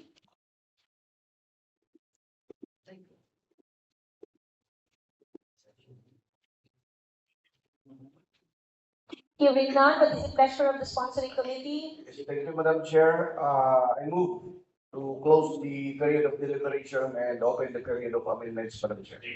There is a motion to close the period of deliberation and open the period of amendment. Duly seconded by Honorable Villarreal. Any objection? Hearing none, the period of deliberation is now closed and the period of amendment is now open. Any motion for amendment? Hearing none, what is the pleasure of the sponsoring committee? Yes, Madam Chair, I move to close the period of amendments, Madam Chair. There is a motion to close the period of amendment, duly seconded by Honorable Petuya. Any objection? Hearing none, the period of amendment is now terminated. Final motion, Madam Chair. Go ahead. I move to approve the draft resolution declaring appropriation ordinance series of 2025, otherwise known as the supplemental budget number 1 for calendar year 2025, Barangay San Miguel, Malungon, Sarangani Province, operative in its entirety on second reading and with no amendments, Madam Chair. There is a motion from Honorable Nalios to approve the draft resolution declaring appropriation ordinance series of 2025, otherwise known as supplemental budget number 1 for calendar year 2025 of Barangay San Miguel, Malungon, Sarangani Province, operative in its entirety under second and final reading without amendments. Duly seconded by Honorable Villarreal. Any objection? Hearing none, the resolution is hereby approved for a second and final reading without amendments. Thank you, Madam Chair. Thank you, Honorable Carlos. Mr. Secretary, next item please. Next item, Honorable Presiding Officer, letter O, point 3.c, third reading. Number 1, ordinance number 2025-262-16 entitled An Ordinance Promoting Energy Conservation and Efficiency, Institutionalizing Energy Savings Measures within the Municipality of Malungon and for other purposes, authored by the Honorable Mark Hanson P. Villarreal and sponsored by the Committee on Transportation and Energy. Thank you, Mr. Secretary. As much as we would want to conduct a nominal voting for our third reading, because the policies subject for third reading are monumental policies, benchmark policies. But due to lack of material time, we will do our third reading through raising of hands. This measure, item number 1, under third reading, was already approved on second reading during the last regular session. It is now submitted for final decision of this August body. We shall now proceed with the voting through the raising of hands. Those who are in favor of the enactment of this ordinance, please raise your hand. The Secretary, kindly take note of the vote for those in favor of this ordinance. 11. Those who are not in favor. 0. In view of the result of the voting, Ordinance number 2025-262-16, entitled An Ordinance Promoting Energy Conservation and Efficiency, Institutionalizing Energy Saving Measures within the Municipality of Malungon and for other purposes, authored by Honorable Mark Henson B. Villarreal and sponsored by the Committee on Transportation and Energy, is hereby approved. Accordingly, this ordinance is duly enacted by the 16th Municipal Council. May I now hear the message of the author of this ordinance, Honorable Mark Henson Villarreal, please. Thank you, Madam Presiding Officer. Una-una gusto magpasalamat sa 16th Council of Sangguniang Bayan, headed by our Vice Mayor Honorable Maria Teresa Constantino. Ang ordinance na ito ay hindi lang makakatulong o hindi makakaiwas tayo sa sunog. No? Dahil ang hindi pag-unplug at pag-switch off doon sa mga appliances na ginagamit natin ay pwede mga cause ng sunog. Ang paggamit ng mga LED na ilaw at mga appliances na may label ng DOE, Energy Efficiency Rating and Energy Efficiency Factor, ay malaking bawas doon sa pinukonsumo nating enerhiya sa kuryente at makakatipid tayo. At ang paggamit ng renewable energy ay malaking tulong para protektahan ang ating environment. No? Kasi ang mga supplier natin ng kuryente ay gumagamit ng coal at saka diesel na kinukuha sa mining. So kung gumagamit tayo ng renewable energy, malaking tulong po para mabawasan ang mga mining activities. So sana makakatulong ito sa munisipyo ng Malungon, hindi lang sa munisipyo ng Malungon, individual natin na kumukonsumo ng kuryente. Yun lang po, Madam Presiding Officer. Maraming salamat sa suporta niyo. Thank you, Honorable Mark Henson Villarreal, to all the members of this council who voted in favor of this ordinance. Mr. Secretary, next item, please. Next item, Honorable Presiding Officer, number 2 under third reading is ordinance number 2025-263-16 entitled an ordinance providing for the mechanism for proper harvesting, storage, and utilization of rainwater in the municipality of Malungon, authored by the Honorable Rodrigo B. Palik Jr., sponsored by the Committee on Environmental Protection, Ecological Preservation and Natural Resources Management, and Committee on Engineering and Public Works. Again, this ordinance is under third reading. Now, this ordinance is submitted for final decision of this August body. We shall now proceed with the voting. Those who are in favor of the enactment of this ordinance, please raise your hand. Secretary, kindly take note of those votes. 11. So, there are no members of the council who voted against this ordinance. Kindly formally announce the result of the voting. There are 11 who voted for, who are in favor for the approval of this ordinance and Honorable Presiding Officer.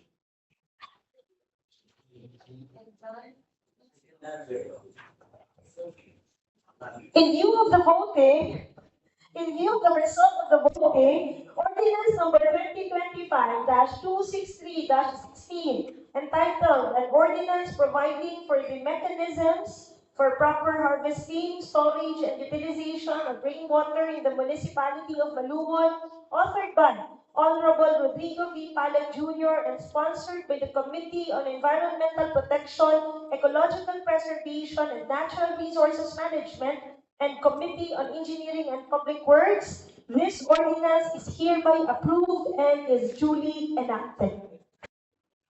May we now request the author of this ordinance, Honorable Rodrigo V. Palad Jr., to give his message of gratitude to the members of this council. Thank you, Honorable Chair. Thank you to all my colleagues for the support of this ordinance. The capital of the state and storage of and to utilize to rainwater through the rainwater production system. The purpose is to minimize the flooding, especially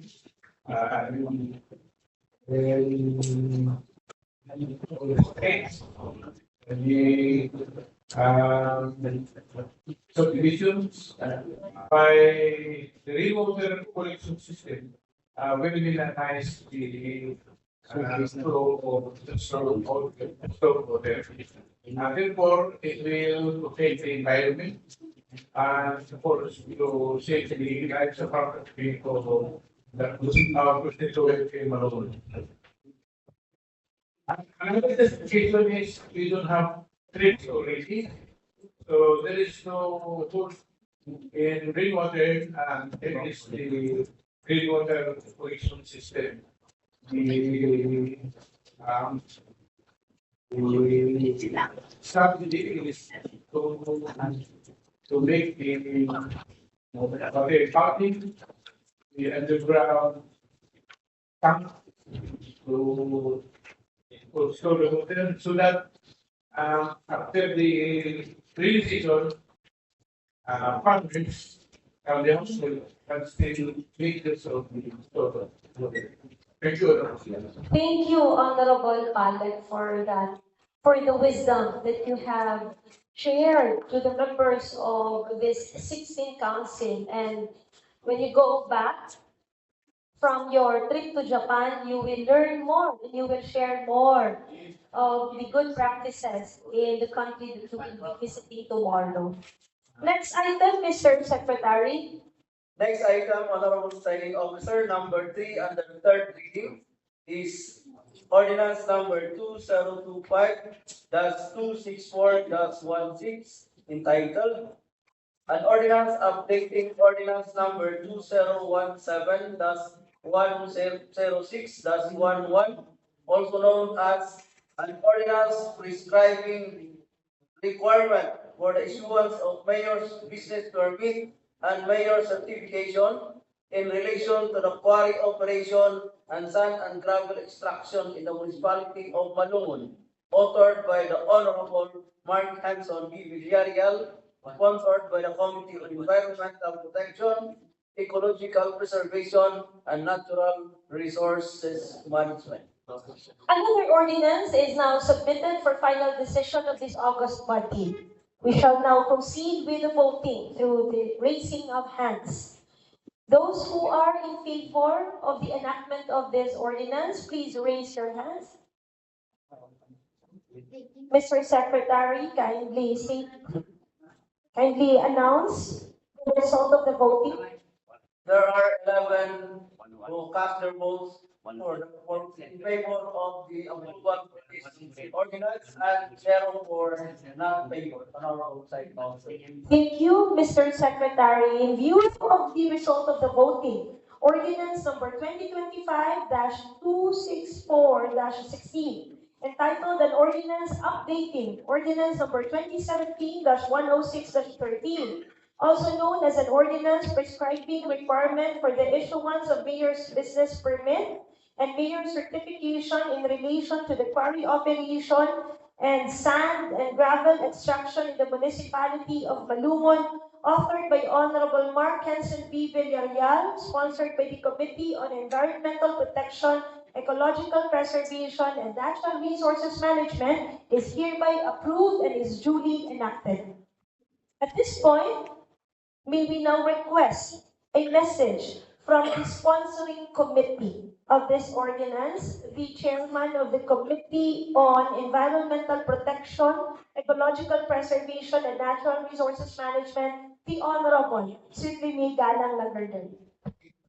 Good afternoon, Madam Chair. I would like to say thank you to all the members of the 16th Municipal Council and of course to our presiding officer for guiding us always to make a better and meaningful legislation. This ordinance, Madam Chair, is not only protecting our environment, but will also assisting our local government to make revenue. By making revenue, we are also protecting the environment. By protecting the environment, we are protecting the welfare of the people of Malungon. Thank you, and God bless us all. Thank you, Honorable Sweetly Galang Lagardel. Thank you to all the members of the 16th Council for a very productive session, the 21st regular session of this council. Mr. Secretary, next item, please. Next item, Honorable Presiding Officer, letter O.4, assign or new business. Honorable Asgaco. Madam Presiding, we have no new business or time business. Mr. Secretary, next item, please. Item, Honorable Presiding Officer, letter P, announcement. Any announcement from the members of this council? Honorable Asgaco, followed by Honorable Retuya. Thank you, Madam Presiding Officer. The members are informed that the Committee on Trade and Industry, Price Protection and Consumer Welfare and the Committee on Environment Protection, Ecological Conservation and Natural Resources Management will be having a public hearing on November 27, Thursday, at 9 o'clock in the morning at the IP Museum, Municipal Compound. The matters to be discussed is the draft ordinance entitled An Ordinance Regulating the Sale, Distribution, and Use of Single-Use Plastic in the Municipality of Malungon, authored by the Honorable Ernesto B. Aligado Jr. The members, the Honorable Mark Hinson Villarreal, Honorable Jenkins Escalada, Honorable Edelberto Yuson, Honorable Jericho A. Tanduyan, Honorable Sweetly May Lagardel, Chairman of the Committee on Environment, the Honorable Edmond D. Pagilan, and Honorable Ernesto B. Aligario Jr. Thank you, Madam President. Thank you, Honorable Asgaco. Honorable Retuya, please. Thank you, Madam Chair. Members of the Committee on Awards, Merit, and Commendation will be having a committee hearing meeting on February 25, 2025 at 9 o'clock in the morning at the Sangguniang Bayan Session Hall. Matter to be discussed later on the Office of the Local Chief Executive, request for the resolution recommendation for the Marcelo T. Pandian, boxing champion from the Barangay Tignan from winning in the recent edition of Blue by Blue Manny Pacquiao Promotion. Members of the committee, Honorable Jenkins Escalada, Honorable Rodrigo Pale, Honorable Erwin Escapo, Honorable Edmond Pangilinan. The second hearing, Madam Presiding Officer, as the committee also services welfare women, children, senior citizens, persons with disability and family relation will having a committee hearing on November 2025 at 10 o'clock in the afternoon at the Sangguniang Bayan Hall Municipal Compound, Corporation Malungon. Matters to be discussed by after my unit ordinance 001 series of 2025 entitled an ordinance establishing the barangay crisis assistance program PICA and barangay after my unit Malungon Sarangani province providing funds thereof other purposes. Members of the committee, Honorable Galang Lagardel as advisor of the social services, Honorable Jericho Tanduyan, Honorable Edmond D. Pagilan, Honorable Rodrigo Pale. Thank you, Madam President. Thank you, Honorable Retuya. Any other announcement? Honorable Nalios, please. Thank you, Madam Chair. This is not a committee meeting, Madam Chair. Just a appeal to all the principals of this following persons that the Committee on Application will seek the assistance of the following persons to assist us in encoding the annual budget, Madam Chair, particularly Tiang, Tata, Mary Jane, Gina, Tia, Esme, and Castle, that they are waiting to help in encoding the annual budget since time is of essence, Madam Chair. We have to hit the target time allotted for us. We have So- less than 2 weeks. Yes, Madam Chair, and there are plenty of a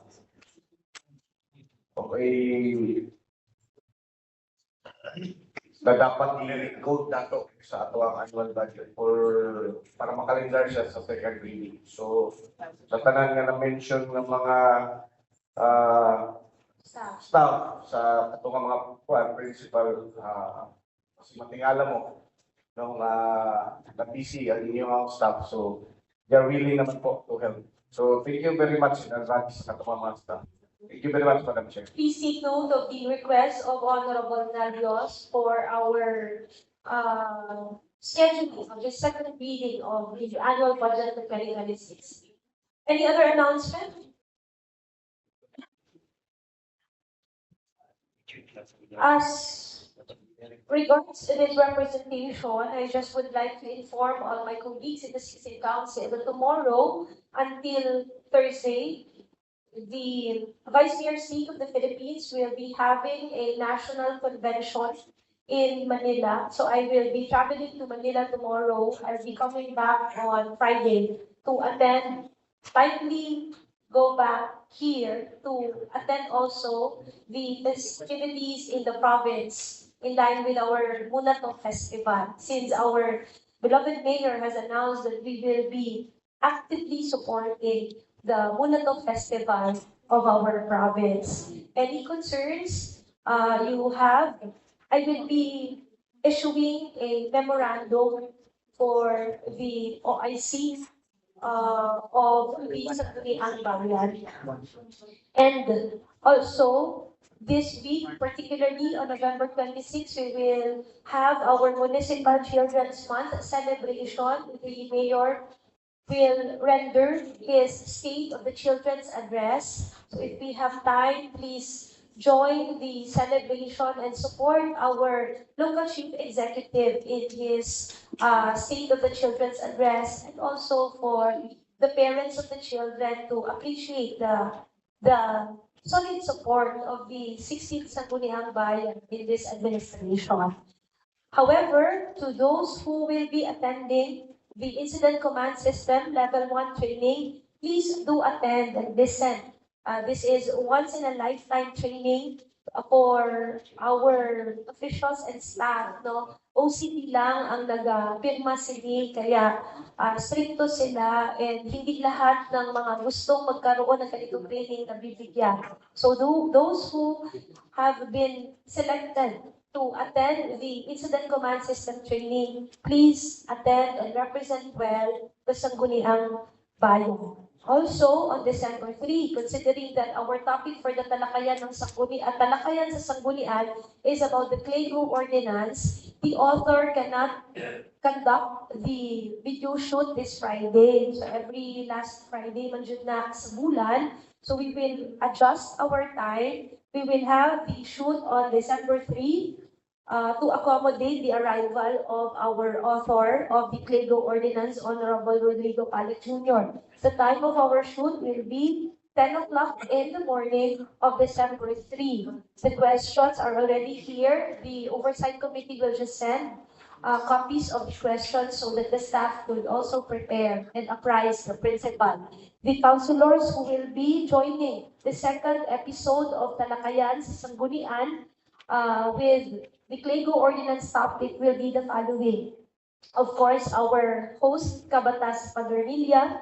This representation the chairman of the sponsoring committee, Honorable Sweetly Galang Lagarder, the author, Honorable Rodrigo Paleg Jr., and our colleagues in the 16th Council, Honorable John Ken Escalada and Honorable Kian Cesar Nalios. These are the participants for our second episode. So, yun lang naman yung aking mga announcement. Any motion for adjournment from the council? Honorable Asgapo, please. We have no more business to tackle the side, either to move to adjourn the issue. There is a motion for adjournment from Honorable Asgapo, duly seconded by Honorable Lagarder, Honorable Escalada, and Honorable Alegario. Any objection? Hearing now, the 21st regular session is hereby adjourned at exactly 5:23 in the evening, November 24, 2025, until our next regular session on December 1, 2025. Ayun nga, sa kana.